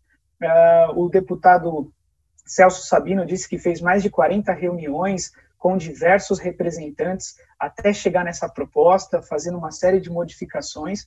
Com certeza não agrada a todo mundo, a gente tem setores que já estão reclamando e sempre vai ser assim, né? Sempre vão ter setores que vão se sentir mais prejudicados, que vão ali trazer algum tipo de pleito específico ali para o setor dele, alguma coisa não vai agradar, mas, né, o que a gente espera é que a gente vai ter aqui alguns itens que aparentemente não mudaram do projeto original e que, ao que tudo indica, o governo vai defender esses itens até o final, né, e alguns que talvez a gente tenha ainda alguma alteração no meio do caminho. Bom, entrando diretamente nos itens que o projeto traz, né, então acho que o primeiro item interessante que a gente pode destacar aqui com relação ao imposto de renda da pessoa jurídica é a alteração da alíquota do imposto, né? Então, hoje nós temos a alíquota de 15%, mais o adicional de 10%. O novo projeto prevê uma alíquota já para 2022 de 5% para o imposto de renda, e essa alíquota caindo para 2,5% em 2023, né? Mantendo-se aí o adicional de 10% sobre os valores de R$20 mil mensais do lucro que a empresa for auferindo. Então, a gente mantém o efeito do adicional de 10% e a gente vai ter aí uma redução de 15% para 5% em 2022 e em 2023 para 2,5%. Então, nós vamos chegar ali numa alíquota de 12,5% em 2023. E Vinícius e Júlio, fiquem à vontade, tá, para comentarem, trazerem ali qualquer detalhe adicional, tá bom? Perfeito. O segundo ponto, que acho que é o ponto que está gerando um pouco mais de controvérsia, e com certeza aqui a gente tem alguns pontos interessantes para debater, é a tributação dos lucros e dividendos, né? Isso é uma proposta de campanha que foi defendido pelo ministro Paulo Guedes desde a campanha do presidente Bolsonaro, né? A tributação dos dividendos, algo que foi defendido e aparentemente é algo que é inegociável nas propostas pelo governo, né? Então, atualmente, nós temos aí que os dividendos são isentos de tributação, do imposto de renda, e na nova proposta, já a partir de 2022, os dividendos passariam aí a sofrer a tributação de 20%, né? Existe uma previsão de isenção, né, para os pagamentos mensais que não ultrapassem R$20 mil, para aqueles pagamentos que forem feitos por microempresas e empresas de pequeno porte, né? Se esses dividendos forem pagos para residente ou domiciliado em paraíso fiscal, a alíquota vai ser majorada para 30%. Tá? E aqui talvez, né, 2 pontos, Poço. Primeiro que a proposta original do governo, né, era uma redução mais modesta na alíquota do imposto de renda, né, 2,5% no ano que vem e 5% no outro, né, com a tributação de 20% de dividendos. Eu acho que, né, talvez aí a participação da sociedade como um todo, das associações, mostrando que esta proposição original poderia resultar num impacto muito negativo na economia, fez com que a redução da alíquota da pessoa jurídica caísse bastante, talvez equilibrando um pouco mais a conta, né? Um ponto, talvez, aqui, uma opinião muito pessoal minha, é que essa questão da tributação de dividendos, em que pese bastante polêmica, ela não tem muita volta. Pode ser que a gente não tenha isso aprovado neste projeto de lei, pode ser que nas deliberações no Congresso o projeto não venha a ser aprovado, mas eu não vejo a gente num horizonte muito, muito distante uma nova proposição de tributar dividendos, né? Eu acho que a tributação de dividendos ela virá, né? Eu acho que não é algo que a gente tem que se preparar para isso. Então, não acho que a gente escapa. E aí, aqui, 2 pontos bem relevantes, né? O primeiro, você comentou aqui a questão do paraíso fiscal. É importante ter em mente que muitas empresas estão estruturadas de uma forma onde o seu acionista imediato está em um paraíso fiscal. Por N questões, não é uma questão necessariamente de planejamento fiscal, mas é um fato, né? Inclusive, algumas empresas de brasileiros têm como participação uma empresa, talvez, em paraíso fiscal, né? E aí a alíquota de 30% é uma alíquota bastante pesada, né? Tem um impacto muito relevante nessas estruturas. E o segundo ponto aqui a ponderar mais importante do que nunca agora, analisar e entender a rede de tratados de bitributação que o Brasil tem, né, com outros países, porque em muitos dos tratados existe um valor máximo de alíquota de tributação sobre dividendos, né? Então, dependendo da forma como a empresa estiver estruturada, e dependendo do país onde estiver o acionista imediato, né, o acionista direto, talvez o tratado possa fazer com que esta carga tributária dos dividendos caia, né? Então, também é um ponto para se considerar. Perfeito. Só para contribuir, né, e também cada tratado, né, com uma peculiaridade, né, existem tratados que existem em atividade substancial, né, então tem a pesquisa dos tratados, ela precisa ser bem feita para não cair em alguma casca de banana. Perfeito, Júlio. E dentro dessa visão, né, pessoal, a gente tem ali uma série de análise e desdobramentos que o projeto de lei já traz quando a gente olha a organização, né, de estruturas societárias, né? Então, o primeiro ponto que tem agora disposto no projeto de lei é que, no caso, né, se a gente tiver a pessoa jurídica domiciliada no Brasil, que a controladora esteja sobre o mesmo controle comum societário, não haverá incidência, né, do imposto de renda, né, nos lucros e dividendos distribuídos. Então, quando eu tiver essa situação sobre o mesmo controle acionário, a gente não tem aí a tributação. Também a questão do aumento de capital, né, por meio de incorporação de lucros e reservas, né, não fica sujeito à tributação, exceto em algumas hipóteses, né? Então, se nos 5 anos anteriores, a data da incorporação dos lucros e das reservas, a pessoa jurídica restituir o capital ao sócio acionista, né? Nessa hipótese, o valor capitalizado será considerado até o montante da redução do capital como lucro ou dividendo, e está sujeito à tributação do imposto. Da mesma forma, né, se nos 5 anos subsequentes à data da incorporação dos lucros ou das reservas, a pessoa restituir o capital ao sócio ou acionista, né, por meio de redução de capital ou de liquidação na forma de partilha, o valor restituído será considerado até o montante capitalizado como lucro ou dividendo distribuído e sujeito também à incidência do imposto. E aí a data, né, que... Opa, fica à vontade, Roberto. É só uma curiosidade, né, rapidamente, né, então vão ser ressuscitadas várias discussões no passado, né, em relação a essas regras, né, porque geralmente a gente tem aqui uma situação do primeiro que entra, primeiro que sai, porque exatamente o capital que eu estou reduzindo é relativo àquele lucro que eu capitalizei. Quer dizer, existe uma regra de primeiro que entra, primeiro que sai, de média, né? Então eram discussões tidas muito no passado, com discussões bem interessantes no CARF e que muito provavelmente vão voltar agora à tona com essa regrinha aqui da tributação do lucro capitalizado ou capital reduzido e capital recomposto com lucro posterior. Vai ser bem interessante isso aqui. Vai ser muito bom, né, Júlio, porque advogado vai continuar ganhando bastante dinheiro, né? Tem bastante trabalho. A questão de retroagir, né? Então, a questão da tributação retroativa da redução de capital se aplica apenas às restituições realizadas a partir de 1º de janeiro de 22, né, que é quando a norma entra em vigor. Um outro ponto interessante, né, também aqui com relação à questão de filiais, sucursais, agências ou representações no país de pessoas jurídicas com sede no exterior. Então, a partir de 1º de janeiro de 22, vão ser considerados automaticamente distribuídos à matriz na data do encerramento do período de apuração e o lucro vai ficar sujeito aí à tributação do IR-fonte, ou seja, tem a disponibilização automática, mesmo que não tenha sido feita a remessa, não seja feita ali formalizada a remessa para o exterior desse lucro. E aí, talvez, só alguns pontos importantes antes de a gente passar para os próximos.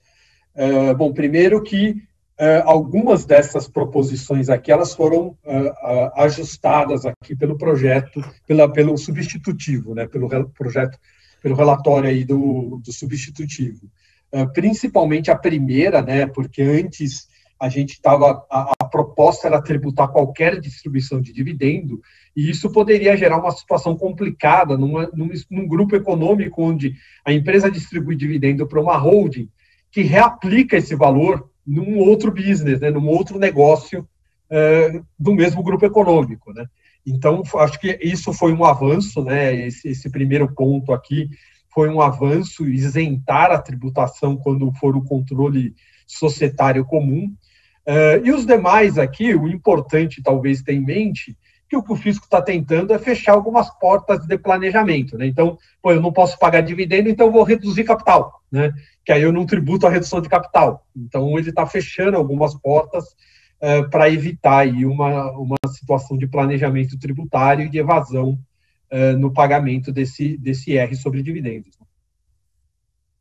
Perfeito.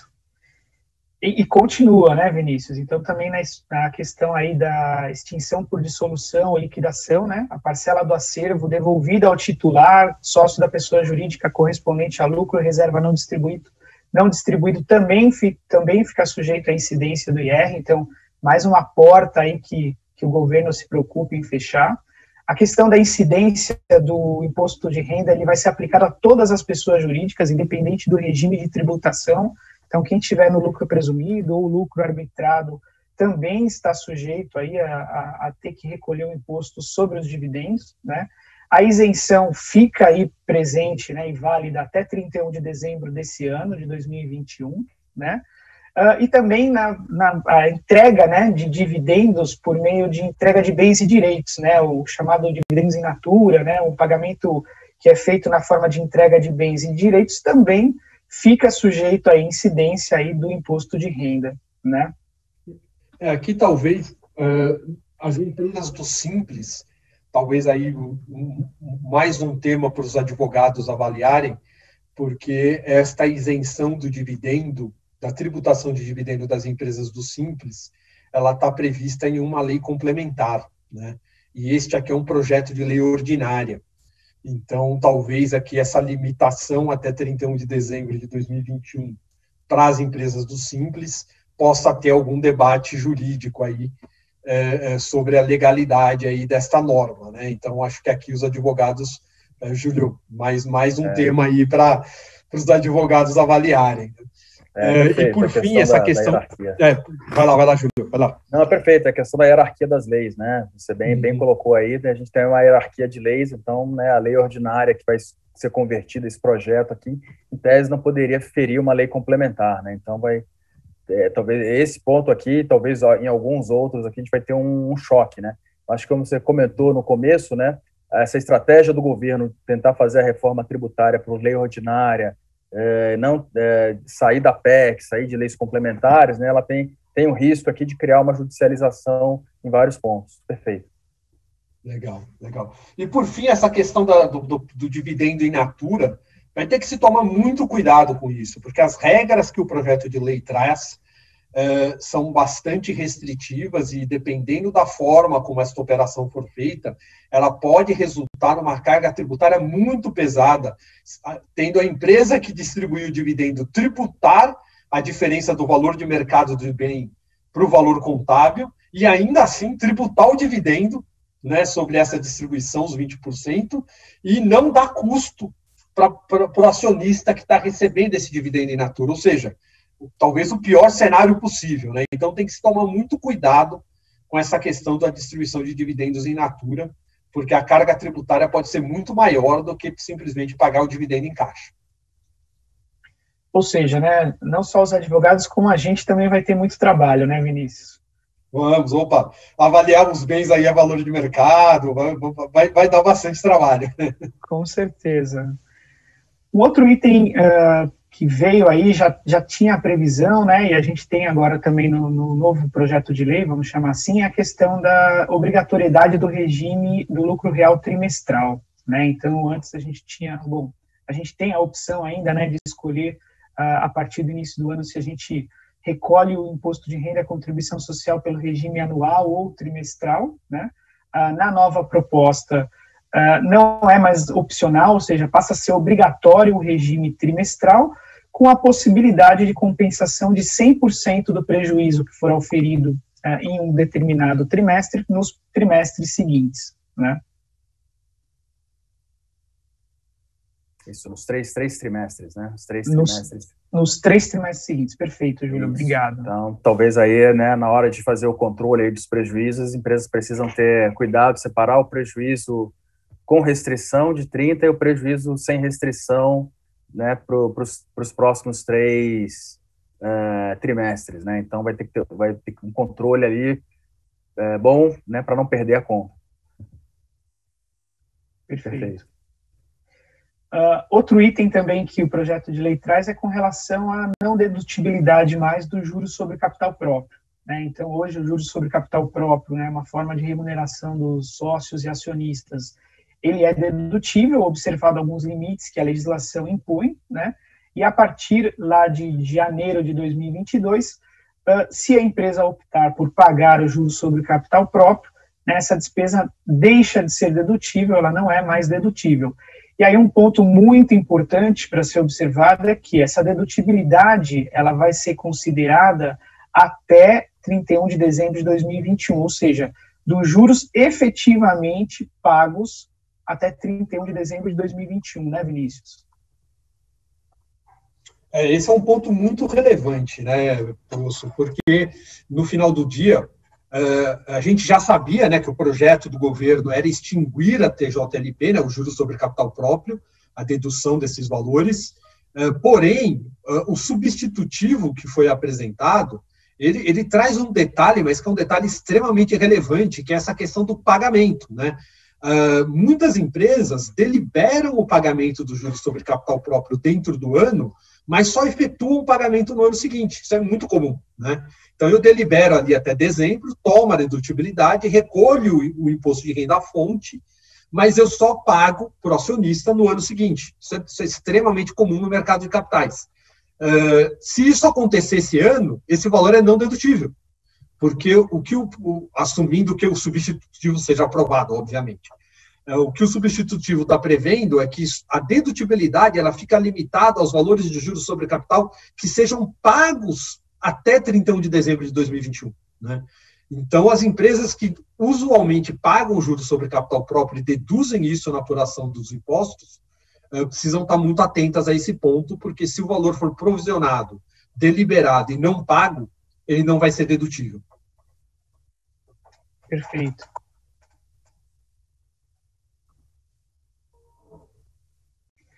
Outra questão que traz aqui no projeto de lei é a questão do pagamento baseado em ações, né, os chamados stock options, né, que hoje a gente tem uma disposição quanto à dedutibilidade desses valores para fins de RCS.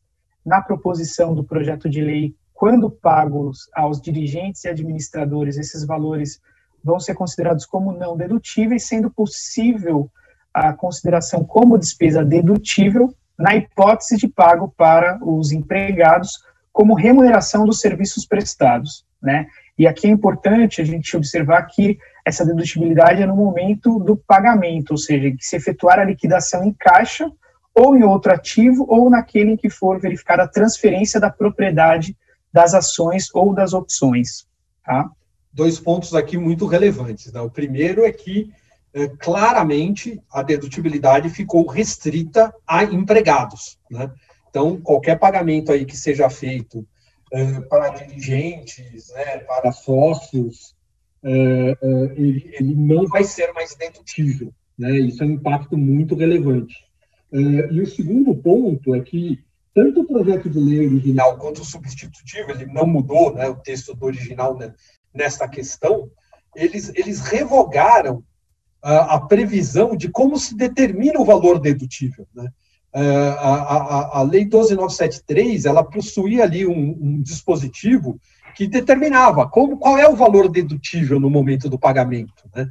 E como se determina este valor dedutível.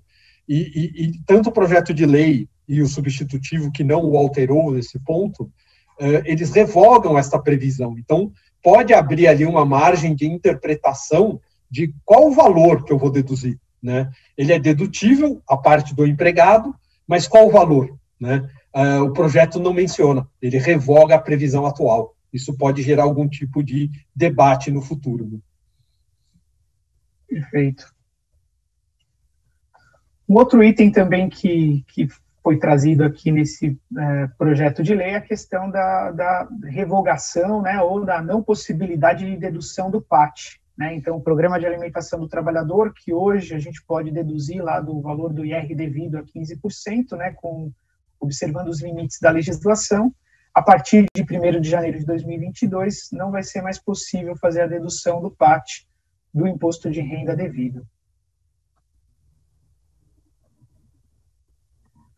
Outro item que também tem uma série de mudanças é com relação à questão de distribuição disfarçada de lucros, né? Então, o projeto de lei faz uma série de modificações, né, no artigo que trata de distribuição disfarçada de lucros. Então, aqui 2 incisos acabaram recebendo ali algumas modificações, ele acrescentou mais 2 incisos na redação original, né? Então, o primeiro é com relação à parte de empréstimo em dinheiro à pessoa ligada, né? Se na data do empréstimo a empresa possuía lucros acumulados ou reserva de lucros, em relação a valores apurados a partir de janeiro de 2022, então esse trecho destacado em vermelho é o que acrescenta na legislação, né? No inciso 6, acrescenta também a disposição de pagamento de juros, então juros que são pagos à pessoa ligada, pode também, que exceda notoriamente o valor de mercado, se caracterizar como distribuição disfarçada de lucros, e outros 2 itens que foram acrescentados o primeiro, perdão de dívida de pessoa ligada, né, então pode ser considerado como distribuição disfarçada de lucros, e a questão de licenciamento, cessão, né, instituição de direito para a pessoa ligada ao realizar negócio em condição de favorecimento mais vantajosa que a praticada no mercado, né, então também algumas outras disposições aqui que o projeto está trazendo para caracterizar como distribuição disfarçada de lucros. É bem interessante, né, que são regras antilisivas, ou seja, estão proibindo, né, como bem colocado pelo Vinícius, você, estão fechando regras, né, então, alguns canais que a gente possuía até então para mexer um pouco, calibrar a tributação, eles estão sendo fechados, né? Ainda que não ilegais, ainda que não desafiados em muitos autos de infração, né? Sempre numa visão, assim, quando a gente olha os autos de infração, uma visão muito pessoal do auditor em autuar ou não, aqui, com certeza, eles já estão fechando. Na dúvida, fecha a porta, não permite a dedução, né? E traz esses elementos subjetivos, né? Essas condições de favorecimento são altamente subjetivas, então isso aqui também não é muito bom, porque abre um caminho para a subjetividade. Perfeito. Muito bom. E talvez, acho que você tem um resumo ali no próximo slide, né, Poço, mas só para comentar, essa é uma mudança muito significativa, porque, como o Júlio falou, com a tributação dos dividendos, poderia-se ter algumas alternativas, né, de remuneração de acionistas, de sócios, de forma indireta. E o que o projeto de lei faz é fechar essas portas, né? Então, a gente passa a ter uma limitação de fazer uma série de operações com sócios, de pessoas ligadas, em função disso. E aí, alguns pontos bastante relevantes, né? Ele amplia o conceito de pessoa ligada, né? Que é muito relevante, e talvez o mais importante de todos, ele restringe a dedutibilidade e transforma aquele pagamento num dividendo indireto de despesas pagas a sócios, né? Então, qualquer tipo de despesa concedida a sócio, como veículo, como aluguel, como escola, plano de saúde, ele torna esses pagamentos como uma distribuição indireta de dividendo, sujeito aos 20% do IR-fonte e não dedutível para fins do imposto de renda da pessoa jurídica, ou seja, a empresa não pode deduzir isso para fins de apuração do imposto de renda como despesa, e ele também vai ficar sujeito aos 20% do fonte, né? O que é um impacto muito significativo, né? Então, é muito comum a gente observar as empresas concederem benefícios indiretos para os seus sócios e dirigentes. Tem que se tomar muito cuidado com isso agora, né? Então, um veículo, por exemplo, que o sócio utiliza e o veículo está no nome da empresa, ou o leasing desse veículo está no nome da empresa, isso vai ser considerado uma distribuição indireta de dividendos sujeita a 20%. O plano de saúde que o sócio participa vai ser considerado uma distribuição indireta de dividendos. Então, aqui tem uma mudança muito relevante. Ou seja, o governo está achando formas ali de, como a gente está comentando, né, de fechar todas as portas, né? E aí há até uma aproximação que diz, né, das bases de cálculo do IR e da CS, ou seja, a aplicação de todas, ou de boa parte dessas regras, também para a apuração da contribuição social, né? Exatamente. Ele fez uma equiparação das bases, né? Perfeito. O outro item que o projeto traz é a questão da amortização de intangível, né? Então, há uma disposição expressa para que direitos classificados no ativo circulante intangível passem a ser ali amortizados de maneira linear, à razão de, no máximo, 1,240 avos mês, ou seja, em 20 anos, né? Esse valor, se tiver uma cota de depreciação, de amortização, registrada, que for superior a esse valor, a diferença vai ter que ser adicionada, né? Ou pode ser excluído do lucro líquido quando for alienado ou baixado esse intangível. Uma questão que traz também é que, se existir um prazo legal e contratual definido com relação a esse intangível, que gerar um prazo de amortização diferente desse prazo de 1,240 avos, pode ser adotado esse prazo, ou seja, então a gente pode adotar o prazo do contrato, se ele tiver um prazo diferente, e sem que isso seja considerado como não dedutível, né? E essas disposições, elas entram a partir de janeiro. Mais uma porta sendo fechada aí, né, de planejamentos. Era muito comum as empresas estruturarem uma operação de aquisição adquirindo, alocando valor de aquisição a intangíveis, porque teria a possibilidade de dedução dos valores. Essa dedução permanece, né, ele continua dedutível, mas agora tem um prazo de 20 anos para essa amortização, um prazo bastante longo, né, bem extenso, de 20 anos para essa amortização. A vantagem, isso foi incluído aí pelo substitutivo, não estava no texto original, é só para intangíveis cuja amortização se inicia a partir de 2022. Né? Então, aqueles intangíveis que a empresa já está amortizando, não muda a regra. Né? Boa. Outro item que traz aqui na legislação é a questão de devolução de participação no capital social. Né? Então, a regra atual, ela prevê a possibilidade de avaliação, né, desse capital a ser devolvido para os sócios, ou a valor de contábil ou a valor de mercado. Na nova regra, esse capital social vai ter que ser avaliado a valor de mercado, exceto se o valor de mercado for inferior ao valor contábil, em hipótese que esse valor será avaliado por este valor.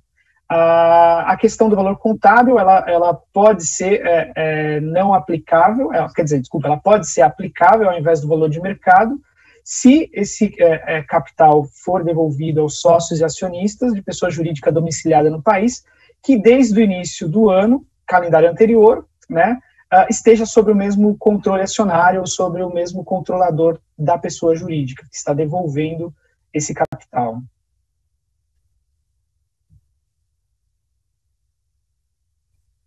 Bom, entrando agora um pouco nas mudanças para a pessoa física, né? Então, para a pessoa física, a gente, como eu comentei, também tem algumas mudanças. A primeira delas é com relação à faixa de isenção, né, que atualmente está em R$ 1.903 e passa a ser de R$ 2.500, né?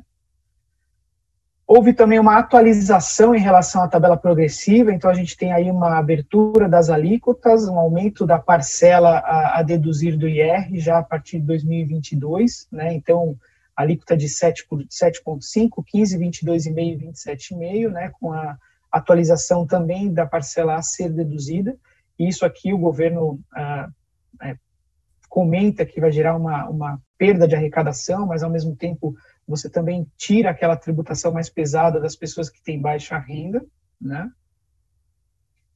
A questão do desconto simplificado, né, ou aquela declaração simplificada, em que a gente pode considerar 20% dos nossos rendimentos como dedução, então hoje é opcional e ela vai passar a ser possível de utilização somente para aqueles contribuintes que tiverem rendimentos de até R$ 40 mil por ano, né? Então, quem tiver rendimento superior a R$ 40 mil fica obrigado a entregar a declaração completa, né, sem a possibilidade do desconto simplificado.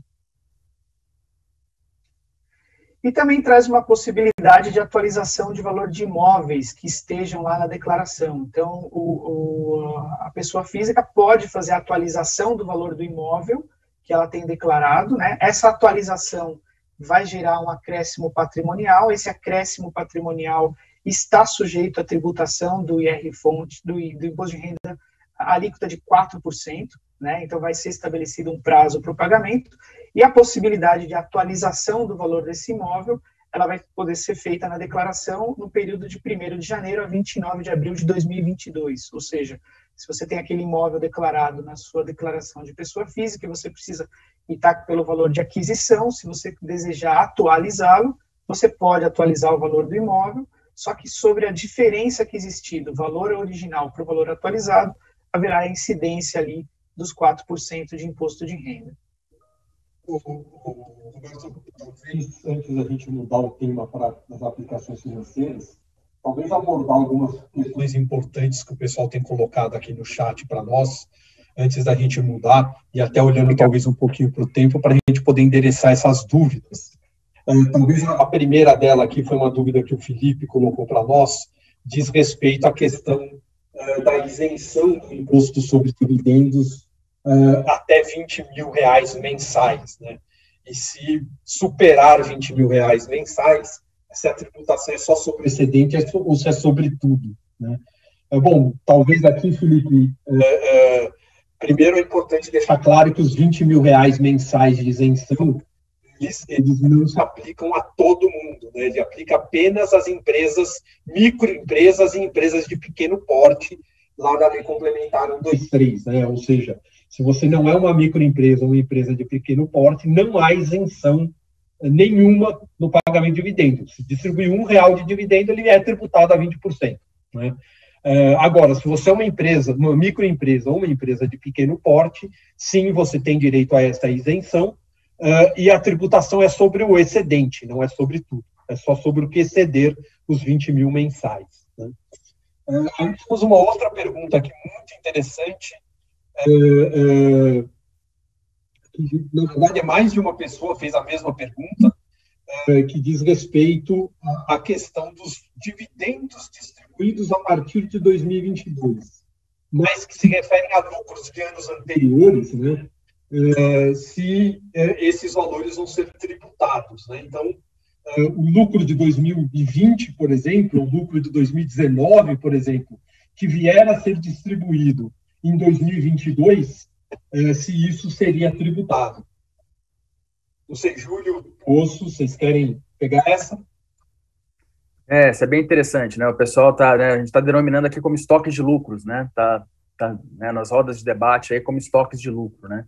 Então, esse estoque de lucro, a princípio, seria tributado, sim. Então, a gente aqui vai ter uma discussão, talvez, eventualmente, uma discussão judicial bem dura, né? Porque são lucros gerados antes da mudança da legislação, mas ainda não deliberados, né? Então, pelo fato dele ter sido gerado, mas não deliberado, né, proibiria a incidência do IR-fonte na deliberação e distribuição no momento posterior. Então, acho que essa vai ser uma discussão que a gente vai ter que levar aí para os tribunais. Obviamente, né, que o mais sensato seria que a regra ela tivesse uma trava, né, de tal qual nas outras alterações, aperfeiçoamento feito pelo relatório, né, deliberar aqui que somente seria aplicável a incidência para lucros auferidos a partir de 2022, mas não é isso que está. Então, não sendo isso que está, a gente tem uma certeza que, pela leitura do texto, teria, né, essa incidência, e ao mesmo tempo que a gente vai ter aqui um bom ringue de discussão aqui sobre o conceito por trás da distribuição de dividendos. Perfeito, Júlio, perfeito. Bom, aí a gente tem uma pergunta aqui, se a regra do juros sobre capital próprio, a dedutibilidade fica limitada ao pago até 31/12/21, e depois é sempre indedutível, é isso mesmo.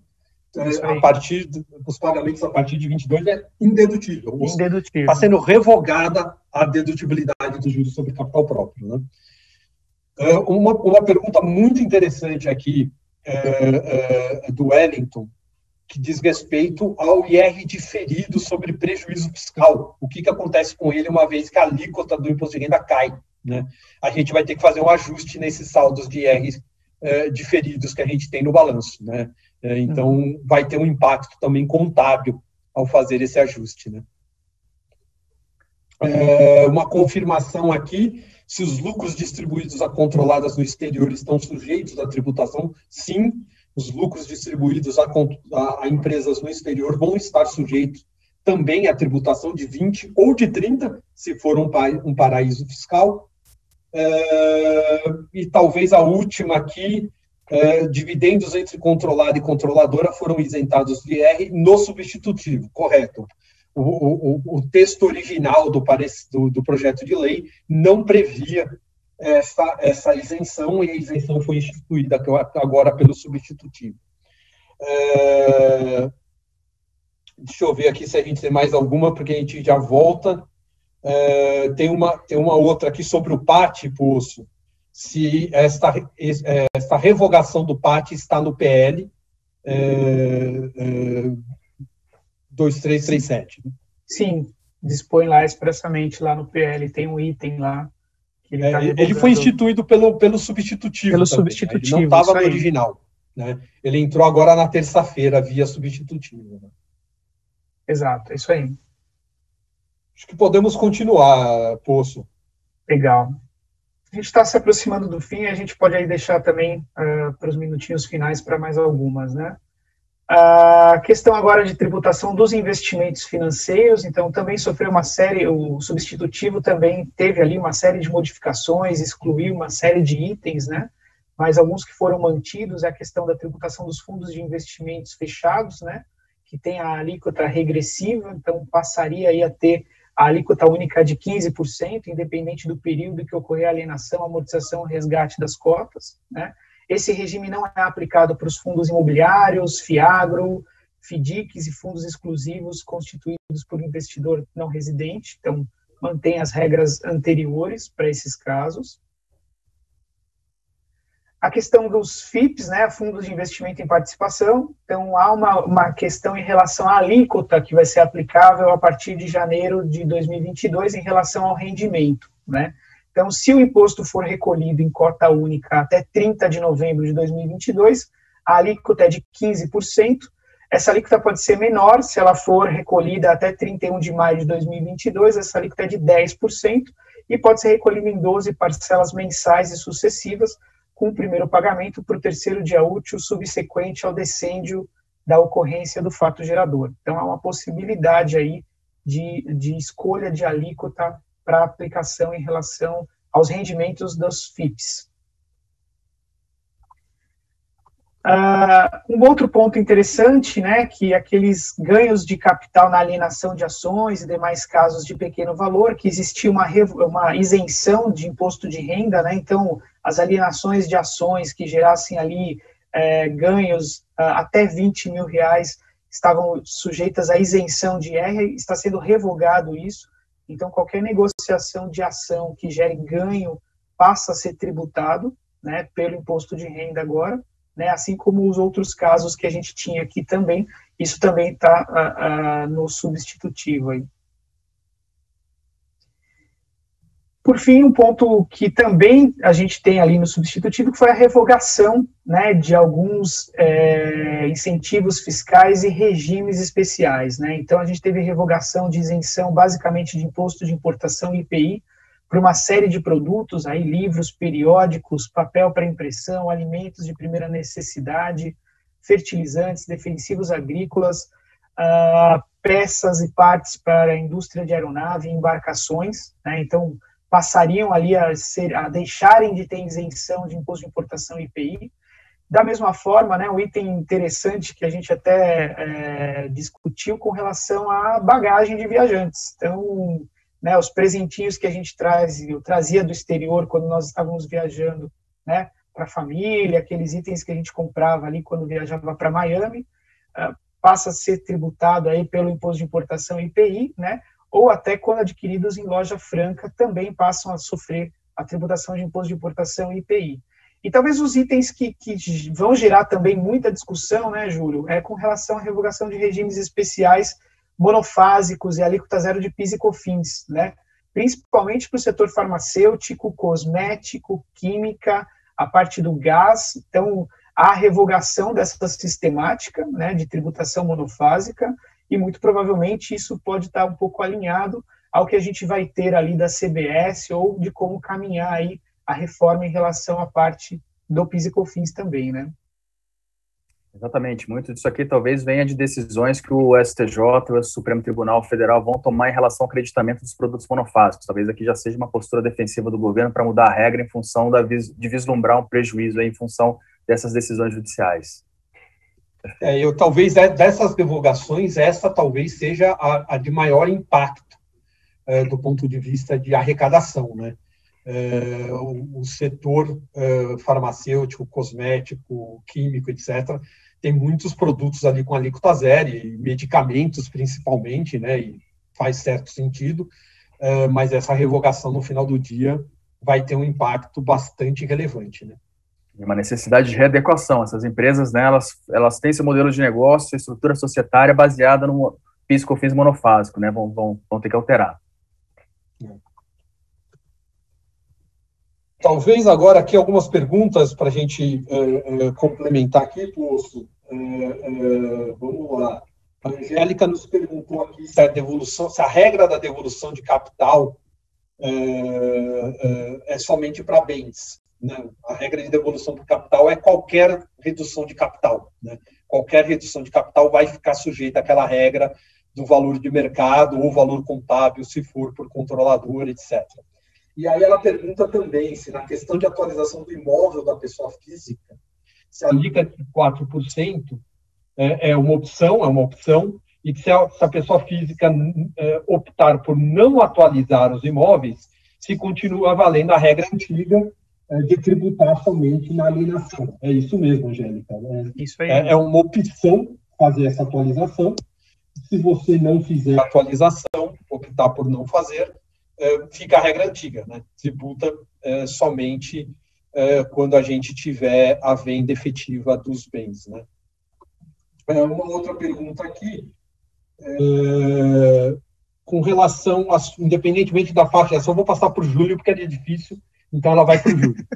Independente da faixa de tributação ou não, e de alíquota, o entendimento é que está ocorrendo uma bitributação com essa instituição da tributação dos dividendos, uma vez que se tributa a PJ e, na sequência, tributa o lucro do acionista? Essa é difícil, Júlia. Essa é boa. Essa daqui, a tributação dos dividendos, né, ela tem o conceito de que, quando você tributa o dividendo, você está tributando o acionista, o dono da empresa, não o negócio, né? Então, a gente teria 2 níveis de tributação, né? A tributação corporativa, né, da pessoa jurídica, o IRPJ, a CSL, e a tributação do dono, do acionista, do cotista, que estaria recebendo o dividendo, né? Então, na verdade, a gente tem o mesmo lucro, né, sendo tributado no âmbito, né, da pessoa jurídica, e depois esse lucro reduzido dos tributos é tributado no âmbito, né, do recebedor, de quem vai receber, que pode ser uma pessoa jurídica ou uma pessoa física. Então, é uma discussão bem interessante, mas é uma discussão dura, viu? Uma discussão dura. Talvez aqui, não sei, Bel ou Maia, tem uma pergunta aqui com relação à questão do ICMS na base do PIS/COFINS.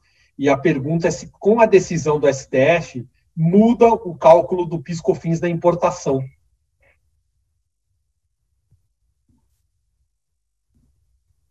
Talvez eu possa ajudar. Tá, à vontade, né, Júlio? Perfeito. Em função da decisão do Supremo, né, a decisão do Supremo do PIS/COFINS sobre, né, o ICMS, ela foi muito baseada na questão do ICMS não fazer parte do preço de venda, né, mais uma questão de venda. A princípio, não tangenciaria a questão da importação, mas eu compartilho com os colegas. Exatamente, Júlio, exatamente. Essa é a definição, né? Muito embora esse tema também na importação já tenha sido discutido no passado, né? A gente sabe que é um tema que a gente pode considerar também, né? Fazer um recálculo aqui. Roberto, acho que a gente respondeu a grande maioria das perguntas, talvez até pelo interesse do tempo. Tem poucas que não deu tempo aqui de a gente cobrir, mas eu acho que a gente pode encerrar por aqui. Legal. Bom, então eu quero agradecer a participação de vocês, pessoal. Tenho certeza que enriqueceram demais. A gente aprendeu muito, né? O evento agregou bastante, muita novidade, muitos pontos interessantes. Com certeza a reforma tem muitas mudanças, né, Vinícius? Então, fica à vontade aí também para trazer uma palavra final para a gente. Não, sem dúvida. Eu acho que, né, primeiramente, agradecer a participação aí de todos que puderam prestigiar aqui o nosso evento. Muita mudança, né? A gente tentou, como eu comentei bem no início, né? A gente teve que mudar de plano de última hora. A gente tinha um plano quando a gente combinou de fazer esse painel aqui, que era focar muito mais na parte de oportunidades, mas aí veio essa reforma do imposto de renda, né? Acabou virando um pouco de cabeça para baixo. A gente tentou cobrir todos os pontos aqui de mudança mais importantes, trouxemos assuntos interessantes aqui de oportunidades tributárias, né? E a gente fica totalmente à disposição para ajudá-los aí com dúvidas adicionais, caso vocês tenham outras questões que não deu tempo de cobrir, talvez de uma forma mais detalhada, a gente fica totalmente à disposição. Lembrando que a gente ainda tem mais uma terceira sessão, né, do nosso congresso tributário, né, Roberto? É isso aí. Então, agradeço a todos que nos acompanharam. Deixo aqui o meu convite a vocês que ainda não conhecem a NEFAC, acompanhem o trabalho da NEFAC através das mídias sociais, do canal do YouTube, onde são disponibilizados muitos conteúdos gratuitos e atualizados para todos. Então, venham fazer parte da entidade, né? O nosso último encontro, como o Vinícius comentou, né, o último dia do Congresso Tributário Digital KPMG ANEFAC é na próxima terça-feira, dia 20 de julho. Nós vamos falar sobre ESG, é um tema super relevante, que está super presente aí nas discussões com todas as empresas e os impactos que o ESG tem na área tributária. Então, espero vocês no nosso último dia, na terça-feira da semana que vem, dia 20, né, para acompanhar a gente com esse tema tão relevante também. Um abraço a todos e até lá.